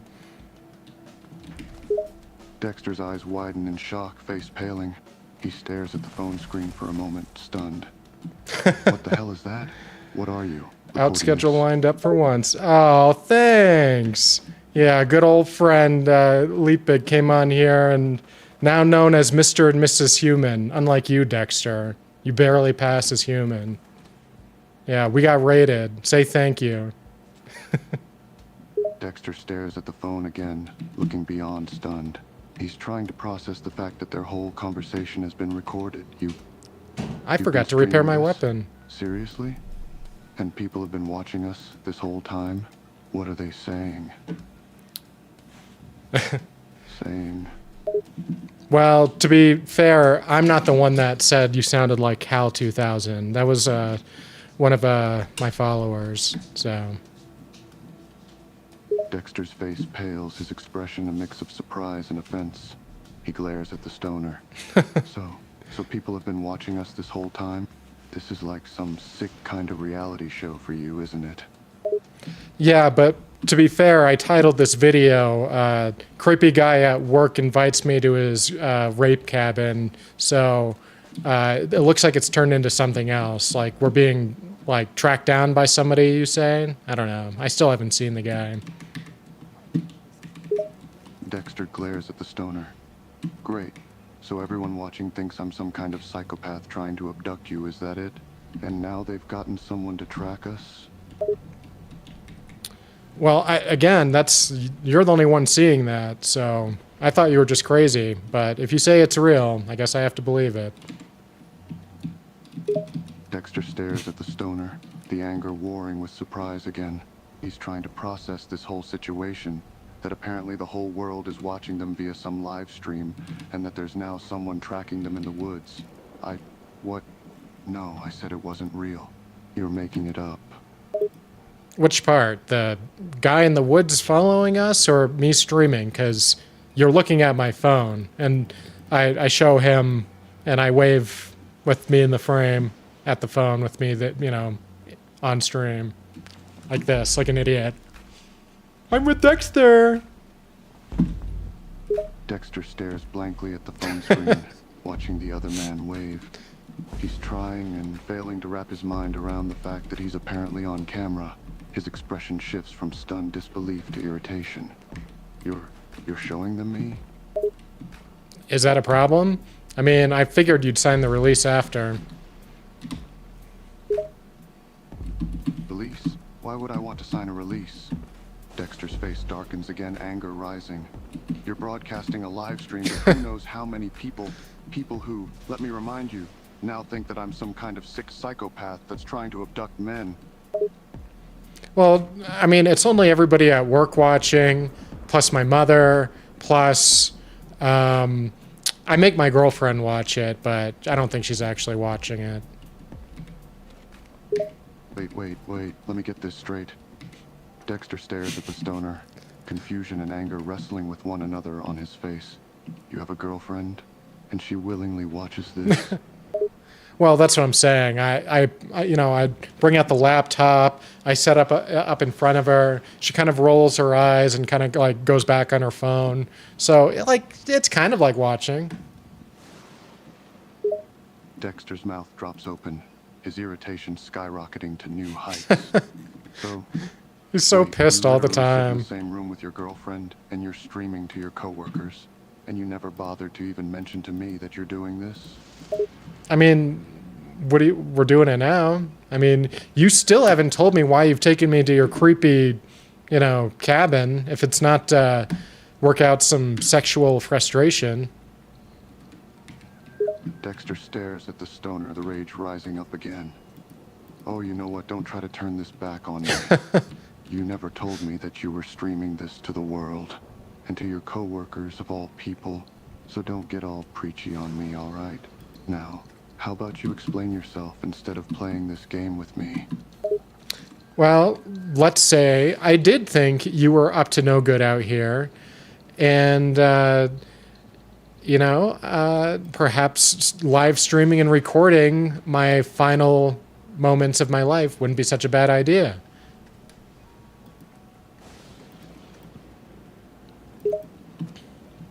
Dexter stares at the stoner in astonishment, the anger fading into total and complete disbelief. He's so dismissive of You're me. saying I'm that more you're than a trying to protect stoner. yourself, in case I was going to kill you? Yeah, not so dumb now, because we both might get killed by something. Dexter opens and closes his mouth for a moment, speechless. What do you think is out here? Who do you think is after us? I don't know. You're the one who's saying we're being followed. You keep looking up into the trees like it's going to come popping up out of nowhere. No, I said I thought something might be out here. Someone might be out here listening to us. I didn't say anything about being followed. Dexter glares at the stoner, irritation and offense clear on his face. So you've just been looking up at nothing this whole time. Every time you've been looking up at the trees. I remember, I've been walking with you this whole time. I'm not nearly as stoned as I would like to be. Dexter sighs, irritation clear on his face. No, I just have a feeling that something's out here. Something's off. It's not natural. All right, well, thank you for being ambiguous. You don't want to tell me why we're out here. You don't want to say what isn't or is following us. You realize you're as useless as I am, from my perspective. I told you why we're out here. The radios are out and I wanted someone to help me check them. Dexter's irritation ratchets up into anger again as he glares at the stoner. Oh yeah, I gotta repair my clearly stuff. fighting the urge to punch him. Listen, do you want to just hit me? Will you feel better, Mr. Big Violent Man? I'm gonna be a complete soy boy Dexter about it. glares at the stoner, face set as stone. He wants to punch the other man so bad it physically hurts. More than you know, but I don't go around assaulting random stoners. I have self-control unlike you, You know, you don't have to dismiss me as a person just by calling me a stoner. I get you don't like me, but, you know, it makes me feel like you don't care about people at all when you say stuff like that. Like, you just could throw away people like trash, like you don't value life or something. Oh, so you don't like me calling you a stoner? Then why spend so much time and money being one? Dexter's scowl deepens as he looks at the stoner, irritation clear in every line of his face. And you know what? I do care about life. More than you, apparently, since I don't spend my time being uselessly high. And I damn well don't risk my life by running into a cabin in the middle of nowhere, just to get away from being grounded by my family. I'm out here to By take my care of family? business. Something you. So you're unwilling to recognize anything else about me other than the fact that I smoked a single joint in the cabin.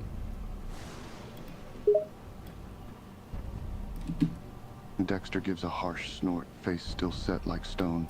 All right, name one thing you have done that doesn't involve being stoned in the last 6 months. I grew shrooms. Dexter face palms, giving an exasperated sigh. He's so God damn sick it, of I my know shit. something you've done that doesn't involve drugs. Hey, I never said necessarily that they were psychedelic.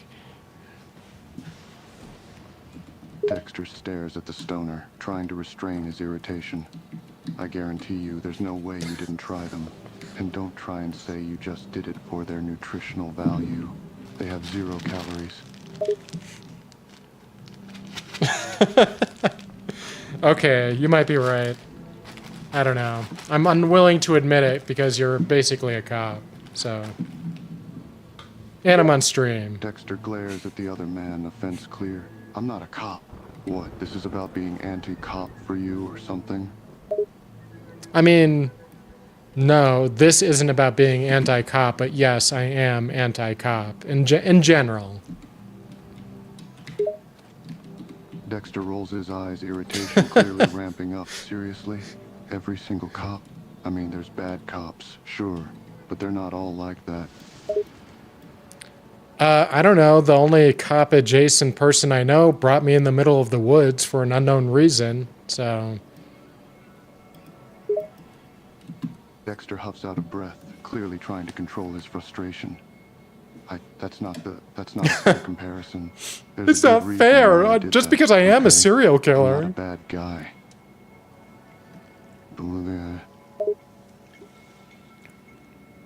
Okay, so now that I've brought a little bit of truth to the situation, I've admitted I'm streaming. Here, I'll even turn off the stream. I go, and I press the button. I show him my phone. Look, see, not streaming anymore. What? I say, hey man, why did you bring me in here? No more stoner jokes. No dip. Why? Dexter stares at the stoner, almost in a kind of disbelief. He waits to see that the stream is off and then gives a snort of dry, irritated humor. Great, thanks. Now, we can talk. I cross my arms and I say, come on, man. I can take it. If it's really you just came out here to bag on me for being a stoner, that's fine. But surely there must be some reason why. That's a lot of effort just to make fun of me. You could have done that on Facebook. Dexter takes a deep breath, trying to control his irritation. It's like banging his head against a wall. A very He hates stone me so wall. much. Oh yeah, I definitely drove you out into the middle of the woods just to make fun of you. That's exactly how I want to spend my weekend. Man, you don't have to be sarcastic. If you don't want to tell me, just say it.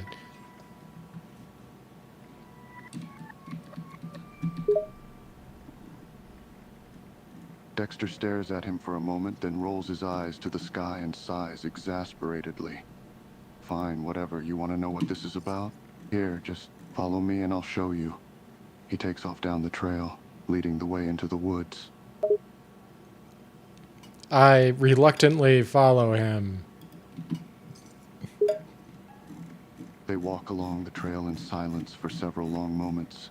The only sound is their footfalls and the rustling of brush. Finally, Dexter breaks the silence, not looking back at the stoner as they walk. I don't know if anyone ever told you this, but you can be really irritating, you know that? I'm sorry, man. I grew up with a disorder, and I shrug. Dexter looks over his shoulder at the stoner, studying him for a moment in silence. What, being a stoner or just being annoying in general? I mean, I don't know. I'm just being myself. I'm sorry if that bothers you. Dexter huffs out a sigh, irritation in his tone as he replies, yeah, well, your being yourself could use some work. I don't even reply. He's completely broken my spirit. You know, I came out here thinking we could be friends, and now I just think to myself, wow, I just must be lower than nothing to people. Dexter sighs, the irritation fading as he notices the stoner's dejected expression. Look, I didn't mean it like that, all right? You just irritate me, that's all. I say, you know what? It's fine. Why don't you just, you know, do what you came here to do to me, or, you know, whatever you want to show me or tell me, and then I won't say another word for the whole trip. Dexter turns to face the other man, irritation gone for the moment, expression almost confused and a little bit exasperated. I don't want to do anything to you. I'm gonna get in your head, Not sure Dexter. why you think that I do. I start to tear up a little bit, but I try to, you know, hide it, and I say, it wouldn't surprise me if somebody wanted me dead, so, you know, just, if you could, try to make it painless. Dexter stares at the stoner, eyes widened and more than a bit shocked. He's silent for a long moment, just staring at the other man in disbelief. You really think I want to murder you? Who else would be so elusive? Dexter stares at the stoner, shocked. Just because I don't want to tell you why we're here, doesn't mean I want to kill you. I don't understand why you'd go straight to that. I say, it doesn't matter. Just take me where you wanted. Stop telling me to kill you. Dexter's clearly growing agitated again, his eyes fixed on the stoner with an intense expression. I just continue to follow him wordlessly. They walk in silence for several more minutes, Dexter clearly lost in thought. Finally, he takes a breath and glances over at the stoner. You're really messed up, you know that? You should talk to a psychiatrist, not sit around and get high all day long. I just continue to cry while following him.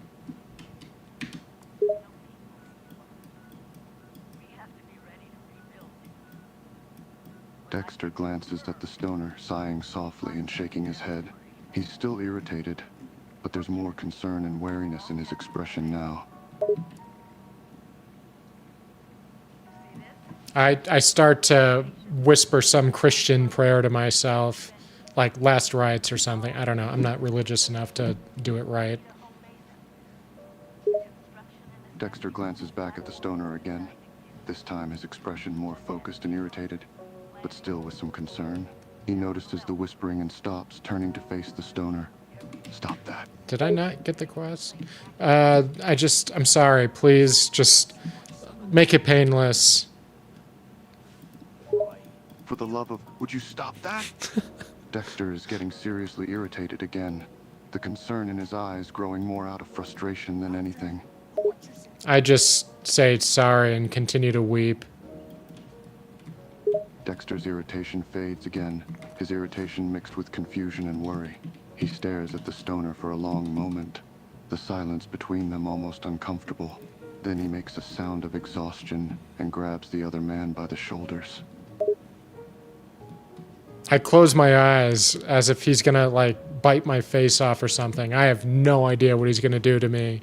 All I know is that he said he's not gonna rape me. So that's all I got going. God damn it, I'm not gonna hurt you.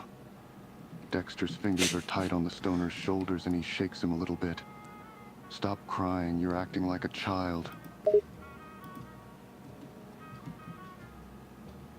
I wipe the tears from my face, but my lips is still clearly quivering, like I'm about to weep like a dainty woman, but I'm barely holding it back.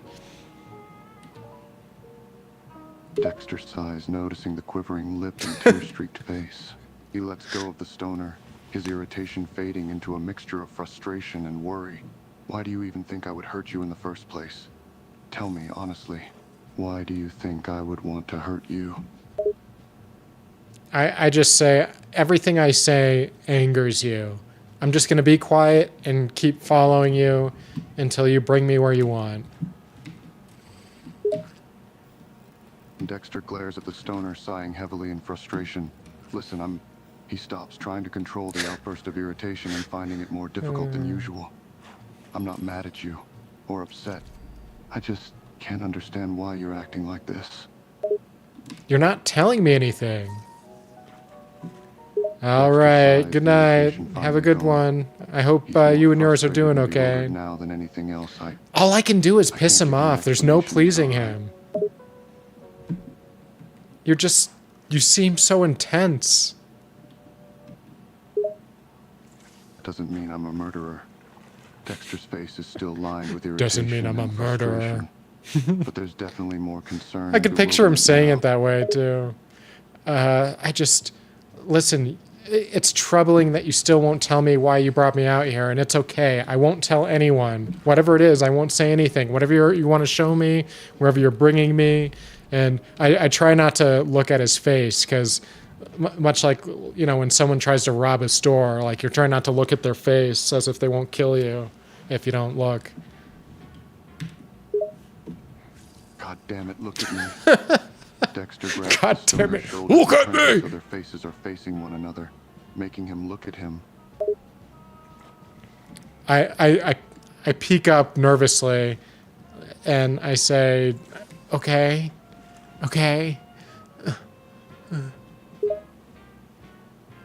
The Dexter stares at him, his expression mostly irritated now, but with a hint of concern still in the back of his gaze. Look, you don't need to be scared.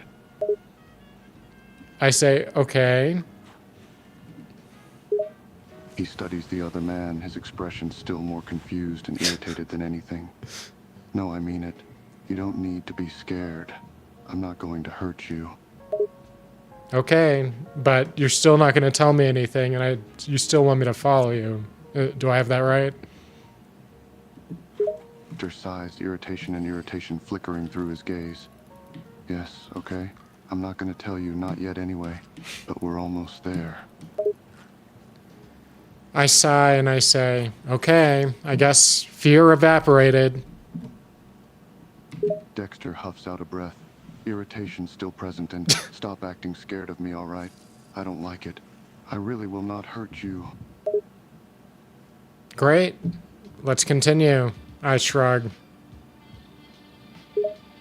Dexter sighs again, still frustrated but too tired to argue. All right, okay, fine. Let's just keep going. He turns and starts down the trail again, keeping the same brisk pace as before.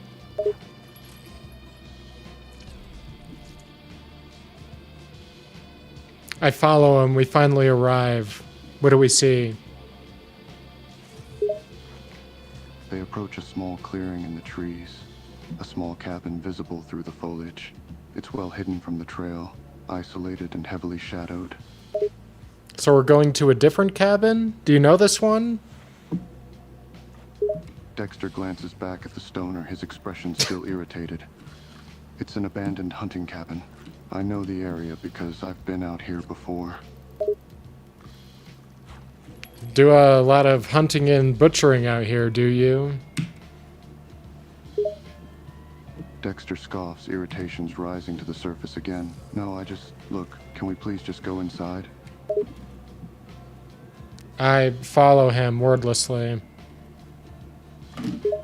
Dexter leads the way to the cabin door, unlocking it with a key and opening it, ushering the stoner inside first. Oh, great. So you have the key to this cabin, too. Interesting. Dexter rolls his eyes, irritation starting to build again. Yes, I have the key. I made sure I had it before coming out here. I'm not going up into a cabin in the woods and not having the key. All right? That would be a stupid thing to do. Yeah, no, I agree for the first cabin we went to. But I would not, expect you to have a key to another cabin miles out from the first cabin that you said that we rented from an Airbnb. Makes one wonder why rent a cabin at all. Dexter takes a breath, trying not to get aggravated. The irritation growing. It's called planning ahead. A lot of hunters have cabins they rent out. That particular cabin is the only one within a 100 miles. So I was just making sure I had one ready in case the first one was booked. Great. Well, remember my conversation from earlier. If you decide to, and I point a gun to my head and pretend like I'm blowing my brains out and say, just make it quick. Dexter's irritation vanishes. He's mostly worried now as he stands in the doorway. God damn it, stop that. Okay. I throw my hands up in the air and I say, what can I do to help that will piss you off the least? Dexter's irritation is still visible. Well, you can start by not acting like a complete idiot. I roll my eyes and I say, then what? Dexter looks at him exasperated. Then I suggest maybe try acting like an adult for a change. I throw my hands up in there and I say, I give up. You are being a complete fucking asshole. You still can't tell me why we're out here. You said everything will be answered once we arrive at a mysterious location that you didn't want to tell me about. So, you know what? I'm going to stop letting you gaslight me until you just say exactly why you brought me here. Dexter sighs, all right, fine. I'll tell you, all right? Just follow me into the house and stop being an irritating idiot. I cross my arms and I stand in place, pretending like I didn't hear him. Dexter rolls his eyes, growing irritated again. Would you please go inside already? I'm not going to continue this outside in the open where anyone can see us. I stare for a moment, while longer, and then I throw my hands down and I walk inside and then cross my arms again once I'm inside a few feet. Dexter sighs deeply, watching the stoner cross his arms and stand in place defiantly. His irritation has hit a new high, but he still struggles to keep control of himself. He steps into the cabin and shuts the door behind him, turning to look the other man. Jesus Christ, you're infuriating. Great, yeah, what else is new? So why am I here? You gonna say why, or let's see, are we gonna go with stoner joke, you're too stupid joke, or you need to be an adult joke? Which one is it gonna be? Anything but an explanation, right? Dexter glares at the other man, irritation and frustration warring with one another. No. He walks over and grabs the stoner by the shoulders, roughly pushing him towards the middle of the room, moving him closer to the couch. Sit. I sit, and I patiently wait.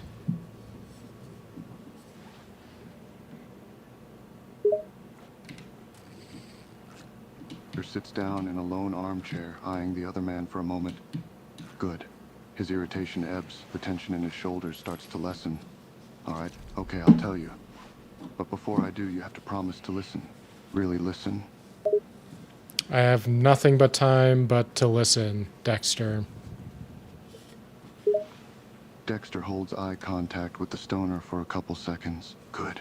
And you won't freak out either, okay? No more than I already have.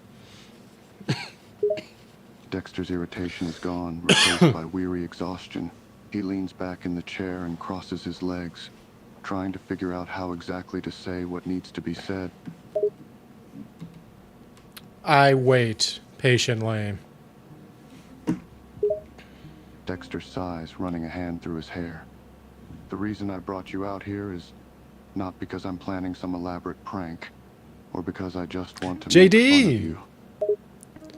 I wait for an explanation. This is going to sound insane. Okay, so I'm doing fallout fishing which pretty self-explanatory. But the story so far is Character.ai has these scenes you can play out. And you can choose any character that you want that's on the platform. It doesn't even have to be a character. It could be like the embodiment of death. Whatever. It could literally be anything you could bring along this adventure. So this one was a Friday the 13th cabin in the woods type scenario. So I decided to bring Dexter Morgan with me to deal with whatever, is waiting for us out there. Now, the initial scenario was like, we're out there, we're broing out, the radio stops working, and we hear something outside. It's supposed to be more spooky than horror, it says. But I inserted the extra that since I'm going out with Dexter, that Dexter really brought me out here to kill me because he believes I'm a serial killer. But so far, all I've done is smoke a joint at his cabin and then take a walk out, into the woods with him. And dude, don't smoke a fucking joint in front of Dexter Morgan because he will not let you forget that you smoked a goddamn joint in front of him. Like, anytime I hear his inside thoughts, it's like, the stoner follows Dexter. The stoner it's like he just cannot let it go. It was a single joint, man. Let it go. But yeah, now I'm basically brain dead, I guess, to him. So he brought me to, so it's a dud or slow cooker thriller. I don't know, it's uncovering itself as it goes. Oh, it looks like I got, why? Oh, I gotta go back because come on, man. How do I get back to it? Yeah, so we finally, I guess his big plan was to go from cabin A to cabin B to find new radio.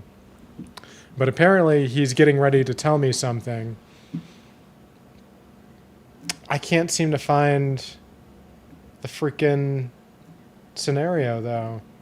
Maybe I gotta pick it from the beginning where I found it.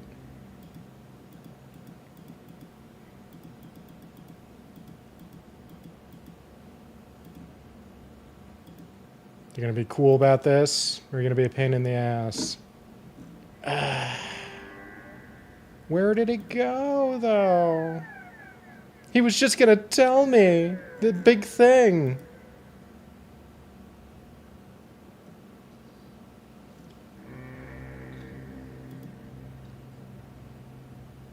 Okay, here it is. I found it. This is going to sound insane. About to watch the new Peacemaker episode. I think I'm gonna wait for the whole thing to drop before I get into it. I've got a lot of shows I've been juggling lately. Like, did you catch the new King of the Hill series? I finished watching that like probably 2 weeks ago, but that was surprisingly good. It sounds like, listen, like Alien Earth. I don't know if you've been following that, but that has been really good, and I cannot see that last episode soon enough.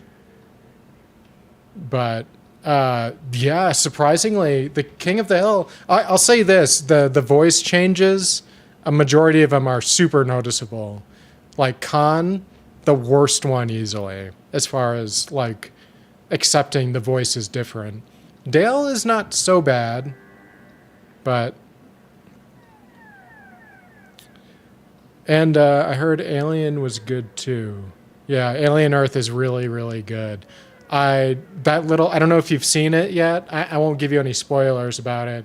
But that eyeball thing is one of my most favorite things to come out of like sci-fi in a long time, I think, as far as like concepts and seeing it work. It's not unique in the way that it exists or works, but they've done it better than anyone I've seen as far as what it is. And I want a little eyeball like TV show or movie now. We needed this Hank at this time of the world. Yeah, I hope that continues to get more seasons. He really needs to start reeling people back with the craziness. I just, and I'm actually rewatching the original King of the Hill series too, and I'd say like 80% of it still holds up. The worst episodes are like the celebrity-based ones, which I would argue is the bane of most TV series when they start dragging in like celebrity appearances. Not only does it date it, but like you could desperately tell when it came to the celebrity cameos in King of the Hill, it was just Fox desperately trying to plug their other shows. Like that fucking motorcycle show. That was one of the worst cameos I think I've seen in a while. Just these nothing cameos. Adds nothing. Having ZZ Top be Hank's cousin or some shit, it's just... Come on, man. Come on. That's not good, Ryan. Come on, man. Okay, so Dexter's about to tell me his big secret. This is going to sound insane. Hey, man, listen, you can tell me anything. I'm not going to freak out. Dexter looks at the Oh, scene King of Queens, for a yeah. moment. Well, now that I that want you to lady's understand escaped what I'm about that to say cult, is the she might be truth. able to. I'm sorry, could you repeat that, Dexter? Dexter sighs, a bit of the irritation creeping back into his expression. I said, what I'm about to tell you is the truth. Okay, I just had to be sure. Dexter's irritation eases a bit, the concern coming back into play. Yes, got it. It may seem unbelievable, but I promise it's the truth. Yes, go ahead. Dexter pauses for a moment, almost hesitating. He takes a deep breath, the weight of what he's about to say almost visible. The truth is, I'm here because I wanted to tell you who I really am. Is this going to circle back into the gay stuff? Because that's fine, man. I accept you. Dexter stares for a minute, dumbfounded. What? No, it's not. What? Why would you even think that? I don't. I'm just saying, I want you to feel supported. That's all. Dexter's face relaxes a bit, the concern returning. Yeah, thanks. I appreciate it, but Yeah, thanks. that's not what this is about. Okay, continue. Sorry. Dexter pauses, taking another deep breath before he continues. I know this is going to sound strange, but I've had a lifetime of strange things happen to me, so take that as you will. But trust me, all right? Feel free to tell me. You could just say it. Just go ahead. Just say it. You'll feel so much better, I guarantee you. Dexter is still hesitant, weighing his words. Are you sure? Yeah, man. Dexter pauses for a moment, and then says it simply. I'm a serial killer. I chuckle and I say, what? Dexter doesn't find it funny. He stays deadly serious. It's not a joke. I have killed people. Not as many as you might think, but enough. I say, all right, okay, I believe you. So why are you telling me? Do you need to, go to the police or something? I'm not sure why you'd go to me. Dexter huffs, irritation flaring again. No, I'm not confessing to you, or telling you because I'm going to turn myself in, or anything like that. Well, why tell me? You don't seem to like me. Dexter hesitates, trying to figure out how to explain. Well, I don't have anyone I can talk to about it. I can't exactly confess to this to the people I know. That's fair. Most people wouldn't believe me. They never believe me when I say I'm from another timeline. Dexter pauses, studying the other man for a moment. Wait, you're serious about that? It doesn't matter. You wouldn't believe me even if I explained it. So let's just focus on what you're trying to tell me. Dexter is quiet for a moment, still staring at the other man. Then he shakes his head. Yeah, okay, fair enough. So, is this a recent thing? Dexter shakes his head. No, it's not recent. Not a recent development. I've been a killer for quite a long time. Does that bother you? Dexter looks at the other man, somewhat surprised. Does what bother me? The killing. Yeah. Does it bother you that you're a serial killer? Dexter hesitates, considering his answer for a moment. Honestly, no. What kind of people do you kill? Theater kids are licking their lips. The other man warily. Only bad people. People that the world is better off without. And you just decide that yourself, do you? Dexter is quiet for a moment. Yes, I guess I do. Do you see any issues that might arise from that? Dexter narrows his eyes, annoyed, such as. Well, I mean, the fact that you're deciding who lives and who dies for whatever crime you feel meets that threshold, some would say that's unconstitutional. Dexter makes a face, irritation and anger building. It's better than the justice system making that decision. Some of the people I've killed have got off on a technicality. They got bailed out by their parents. They get arrested on an unrelated crime. There's a mistrial, any number of things to prevent Mistrial. justice being served. But the killers still go out and kill again. And I can't just allow that to happen. Hey, listen, I'm not saying you're doing anything wrong. I'm just saying that's the argument one would use against what you're doing. So I'm curious, what's the threshold you decide to use when someone is guilty and someone is innocent? Dexter pauses, sighing a lot of things. They have to deserve it. But the main All right, criteria JD, is thanks for stopping by, they have to man. have killed Appreciate another it. person or be planning Glad you're to. out there in the world doing okay. Hey, Dexter, say goodnight to my friend JD if you can. And I go to my phone and I turn off my stream for real this time. Dexter pauses, looking up in surprise. What? Just kidding. The stream wasn't on. Dexter narrows his eyes, irritation coming back. You bastard. You really had me going there. Listen, you're going to have to accept that if you want me to accept you as a serial killer, you're going to have to accept that I'm going to fuck with you sometimes, okay? Dexter gives him a withering look. withering and look. annoyance clearly written all over his face. He takes a deep breath, trying to control himself. All right. Okay, fine, I get it. You can crack jokes all you want. You're saying I could be the Deadpool to your Batman? Dexter stares at the stoner for a moment. Wait, why would I be Batman of all people? And why do I have to be Batman and you get to be Deadpool? Dude, you do not have the joke cracking wit to be Deadpool. You are far too serious and motivated to not be Batman. Dexter gives the stoner a flat look. I'm pretty sure Batman doesn't kill people. Also, I do not have the money to be Batman, so this comparison really isn't working for me.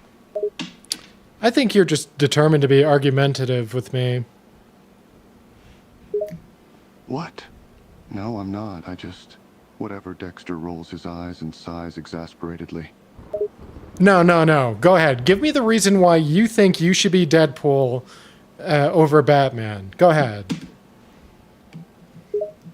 Dexter sighs, resigned to the argument now. Well, I mean, okay. For one, I'm in better shape. I don't have any fancy gadgets, but I use my wits to plan out my kills. I use things that are just laying around, or I make something to get the job done. Plus, I'm not as serious as Batman, all right? I can crack a joke or joke about my kills every now and then. That's definitely more Deadpool-ish. Dude, Batman makes jokes. Go ahead. Go watch the old Batman cartoons. The Adventures of Batman, Adventures of Batman and Robin, even the newer ones. He's cracking jokes all over the place. He's not nearly as serious as people pretend he is. Dexter rolls his eyes again. He was hoping the stoner was unaware of the animated series. Okay, so maybe cartoon Batman makes jokes, but I'm not an animated series. I'm talking about actual Batman, comic book Batman. Batman Returns. You don't think those live action versions would have something to say about the humor? Dexter throws his hands up, exasperated. I will admit that Keaton had his moments, but those movies were way too campy. And Affleck? Come on, that movie sucked all around. You're really cherry picking your Batman to convince yourself that you're Deadpool. That's all I'm saying.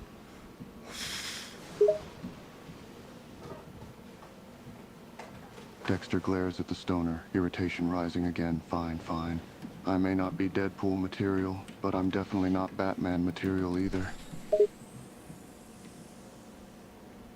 Well, those weren't the options I gave us. And why don't you give a better analogy?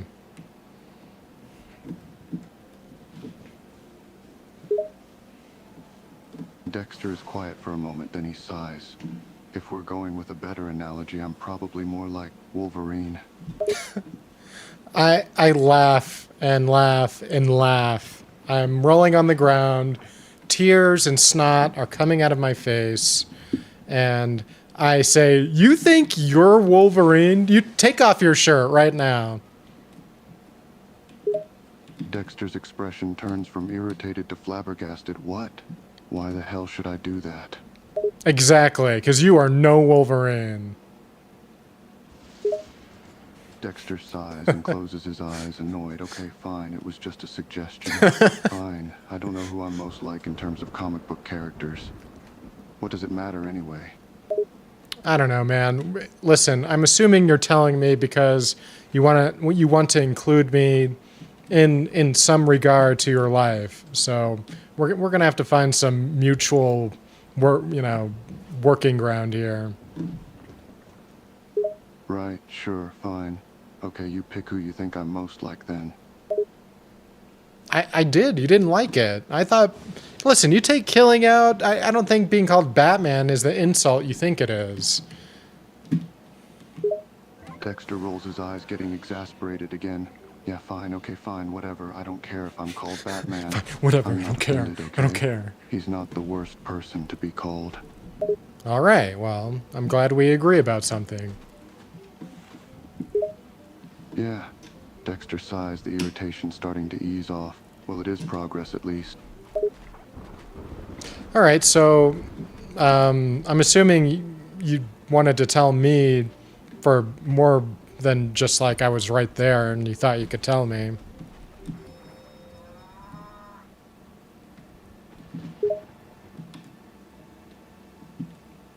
Dexter pauses, irritation fully eased, his expression serious again. Well, sure. I wanted to tell you for a couple of reasons. I'm listening. Dexter takes a deep breath, trying to control his emotions. The first reason, I think you're the only person I could actually tell the truth about the kind of person I am. There's no one else I could ever be honest with about this. I just need someone to know who I really am or what I've done. Right. Well, I mean, did you think I could help you in some regard? Did you need someone to listen to you? Dexter sighs, his expression wary and exhausted. Honestly, yeah, pretty much it. I just need someone that I can tell. Someone to talk to who's not going to freak out or try to stop me. Well, I mean, if you're willing to believe I come from a future timeline, I could tell you about some pretty terrible people that will do bad things, but that takes a pretty big leap of faith on your part to kill people that haven't done horrible stuff yet. We've all seen Minority Report. You know, Tom Cruise is barely likable in most things, I would argue. Dexter is quiet for a few moments, considering the stoner's words. He's clearly having difficulty processing it, so let me get this straight. You're from the future? Yeah, but listen, I don't want to get too stuck on that if there's just zero possibility you could ever believe that could be real. Dexter Dexter hesitates, sighing again. It's a lot to take in, and I'm struggling to wrap my head around it right now. I've had a crazy life, and I'm still finding the concept incredibly far-fetched. I mean, didn't you ever wonder why I wear this jumpsuit? Like, it's not just a go-kart jumpsuit, you know. Dexter laughs in disbelief, finding it all completely ridiculous. You mean to tell me the weird clothing serves a purpose? It's sort of a uniform. A uniform for what exactly? For collecting data about experiences and other timelines.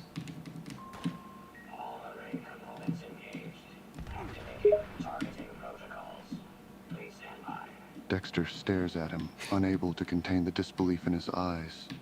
Just to make sure I have this straight, you're saying you're not just a stoner, but that you're here in this time period to gather data about timeline. I mean, it's a wonderful coincidence that you happen to have really, really good marijuana while I'm in this timeline. More than a coincidence. I may have known about the good marijuana before I came here. But, yeah, the things, I mean, they're not necessarily unrelated. Dexter stares, shaking his head, dumbfounded. I can't even tell if this is a joke. You're telling me a crazy story about timelines? And that you just happen to know I have high-quality marijuana? Is there anything you aren't going to tell me at some point during this? Or are you just going to drop all the weird details at once? Well, listen, I'm not accusing you personally of having high-quality marijuana. I meant you as in, like, the royal you, like your timeline. Dexter sighs, exasperated. Stop being so vague. You can't just make a crazy claim about things and not back them up in a more specific way. Okay, well, would you be shocked if I already knew that you were a serial killer, hence why I was dropping all the hints earlier? Dexter pauses, caught by surprise. Wait, hold on. You're saying you already knew I was a serial killer? Correct. Dexter takes a step closer, staring at him with surprise. How in the hell did you know? I mean, how could you possibly? What if I said I hung out in a universe where your story was made to be like a TV show of sorts? Dexter's eyes widen, trying to process the information. You're saying that in another life I was in a show? Yeah, it's like 75% good overall. Dexter stands for a moment, flabbergasted, and then he laughs in disbelief. You're talking crazier and crazier, you get that, right? You do realize you sound like a raving lunatic, right? I feel like I'm talking to a schizophrenic. I dismiss you and I say, you know what, you're right. I wouldn't think about it any more than that. I'm just a crazy guy, and I'm content for you to believe that. Dexter's expression turns serious again, the disbelief replaced by concern. No, wait a minute. You can't just drop something like that and then pretend like you never said it.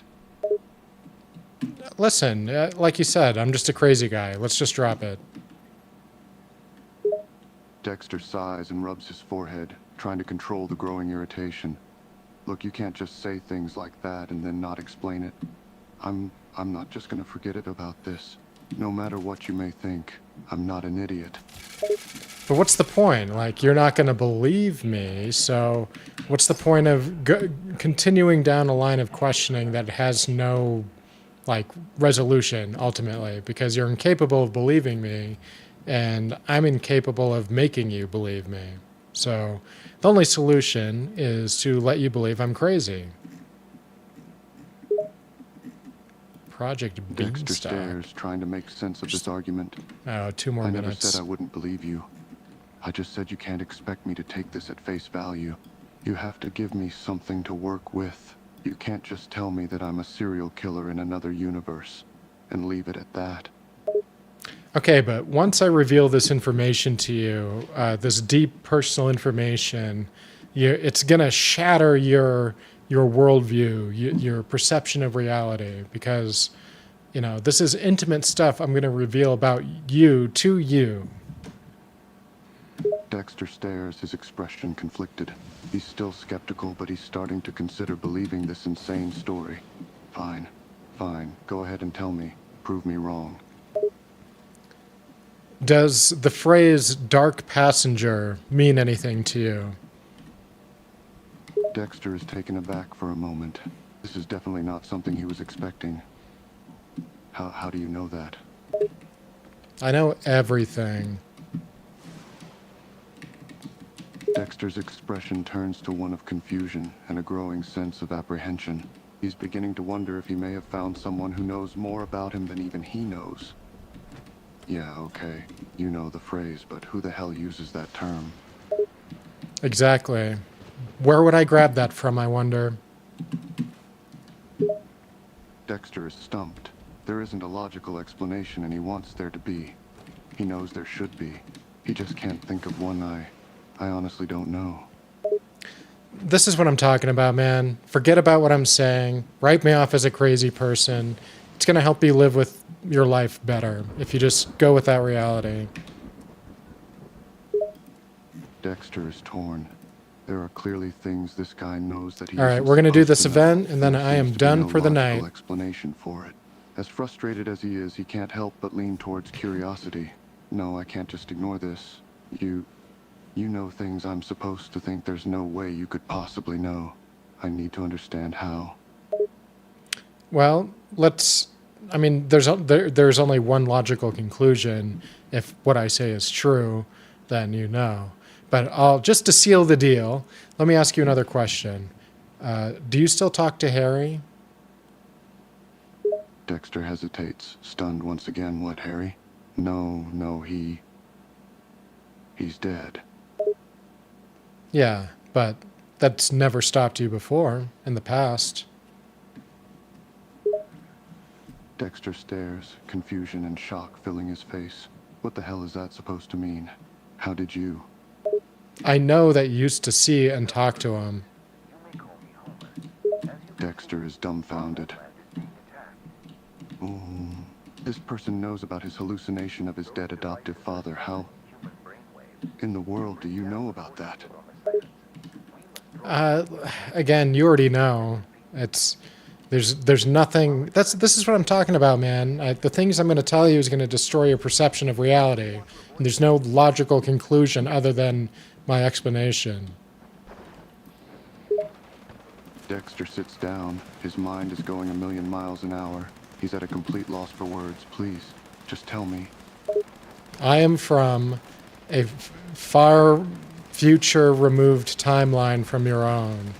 And I visited one where yours was a TV show. And now I'm here. Dexter is still trying to wrap his head around this insane explanation. Just hold on.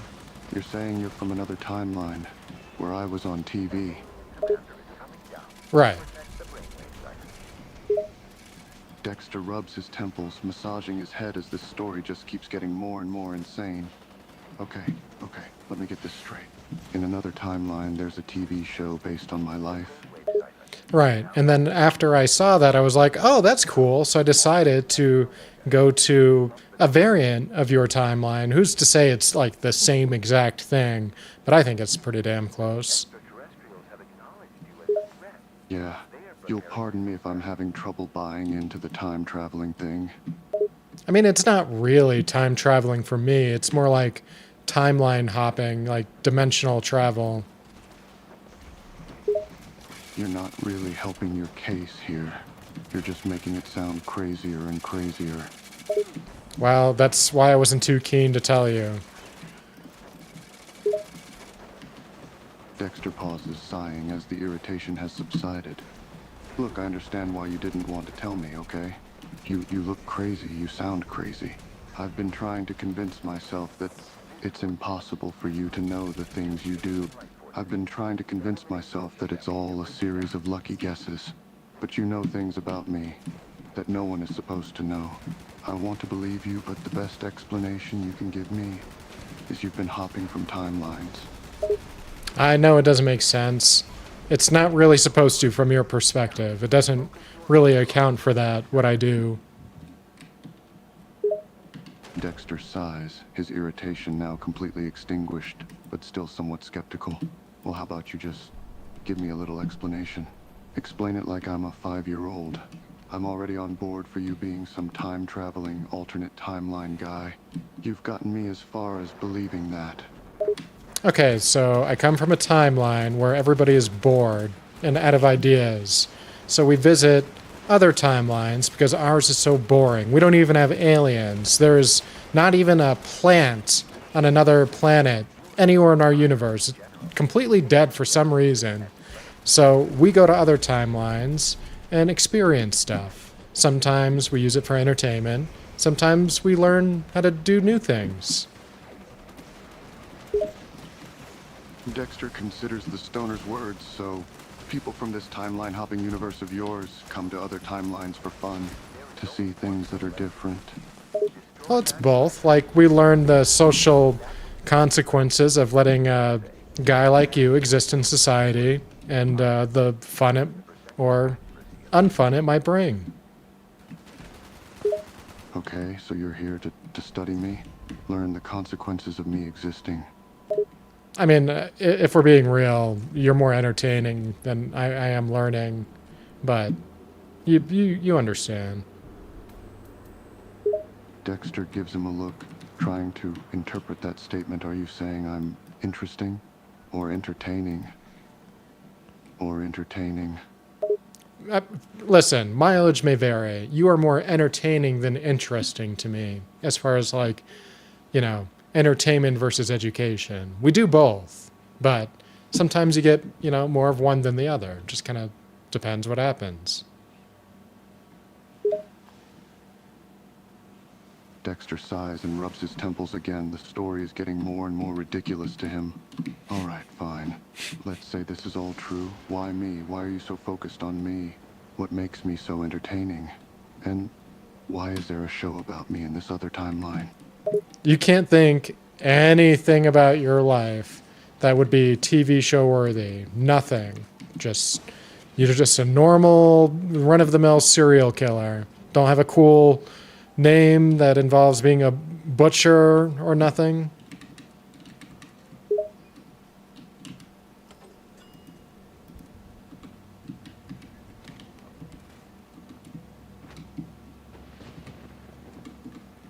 Dexter can't help but scoff.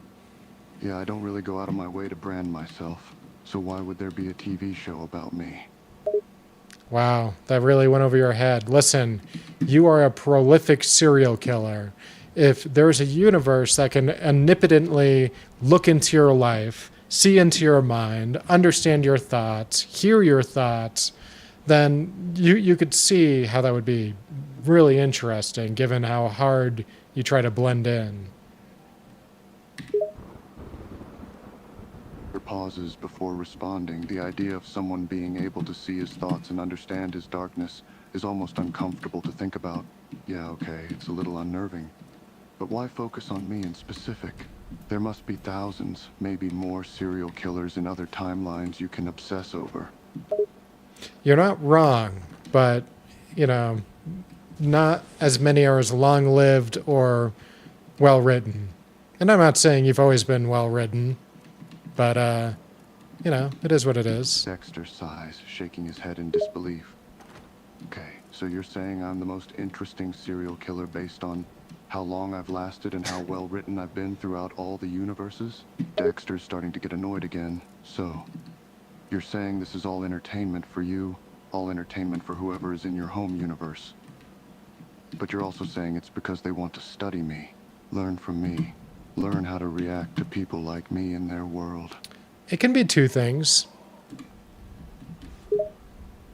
Dexter is getting a headache from trying to make sense of everything. Yeah, I get that. Look, you're saying you're from a world where they have nothing better to do than hop timelines. Fine. You're watching me because there's a TV show about me. Fine. You're also saying someone is studying me. Someone in your world wants to, I don't know, take notes on me and learn from me. Is that right? Well, that depends on how realistically people feel you're depicted. If you are, you know, like, let's say I bring back scans of your brain and, there's never been another human like you. There's a very high chance that you're just a completely biologically and metaphorically and everything about you is fictional. Like you could only exist in this universe.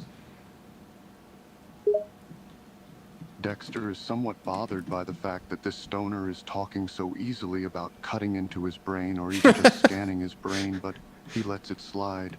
So you're saying I'm an anomaly? A freak? Well, maybe where we are from, but in your universe, for all we know, there could be hundreds of you, right? I mean, you find new clients all the time to chop up. Dexter scoffs, somewhat amused by this comparison. Hundreds of me? I sure hope not. Well, there's only one way to know, and it's through exploration. But once you know it, I'm going to phase out of your reality right now, and I disappear just like somebody cut a frame out of a movie. I'm there and I'm gone. Dexter hesitates for a moment, weighing the words and the circumstances, and if you did that, if you disappear now, I would have no memory of this conversation, of anything we've talked about.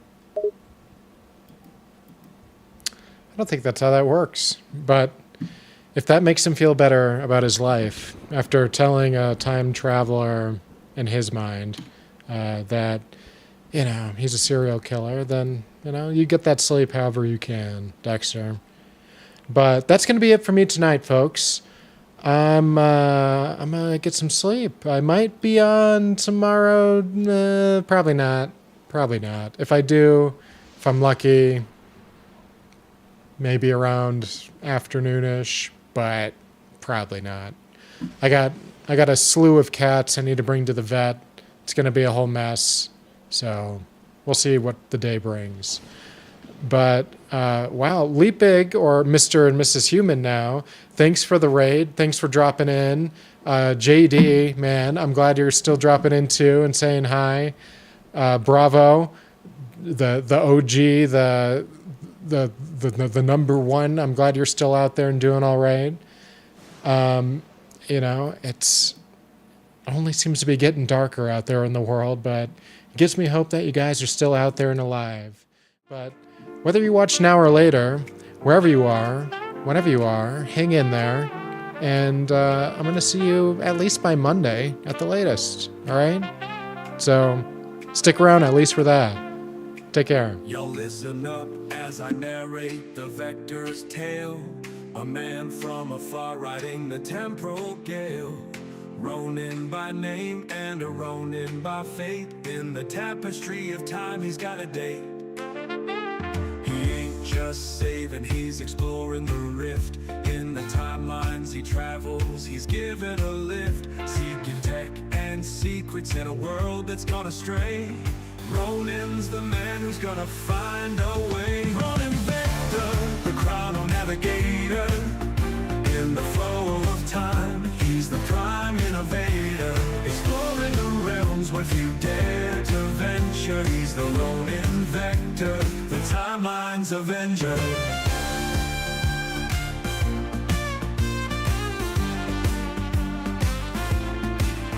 From a future so bright to our present so bleak, he's the silent watcher, the tech he does seek.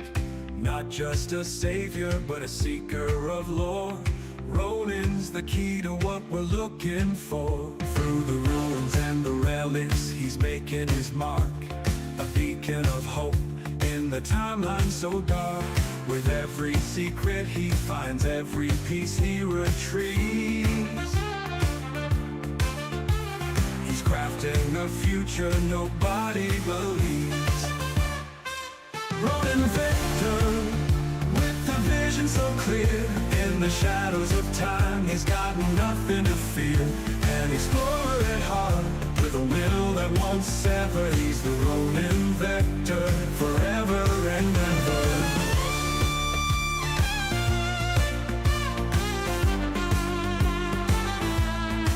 So when you feel the ground shake and the air gets colder, know that Ronin's passing by as the world grows grows older. In the whispers of time, his legends inscribed. Ronin Vector, the man who defied. Ronin Vector, the chrono navigator. In the flow of time, he's the prime innovator. Exploring the realms where few dare to venture. He's the Ronin Vector, the timelines of Ender. Ronin Vector, with a vision so clear. In the shadows of time, he's got nothing to fear. An explorer at heart, with a will that won't sever. He's the Ronin Vector, forever and ever. Forever and ever. So when you feel the ground shake and the air gets colder, know that Ronin's passing by as the world grows older. In the whispers of time, his legend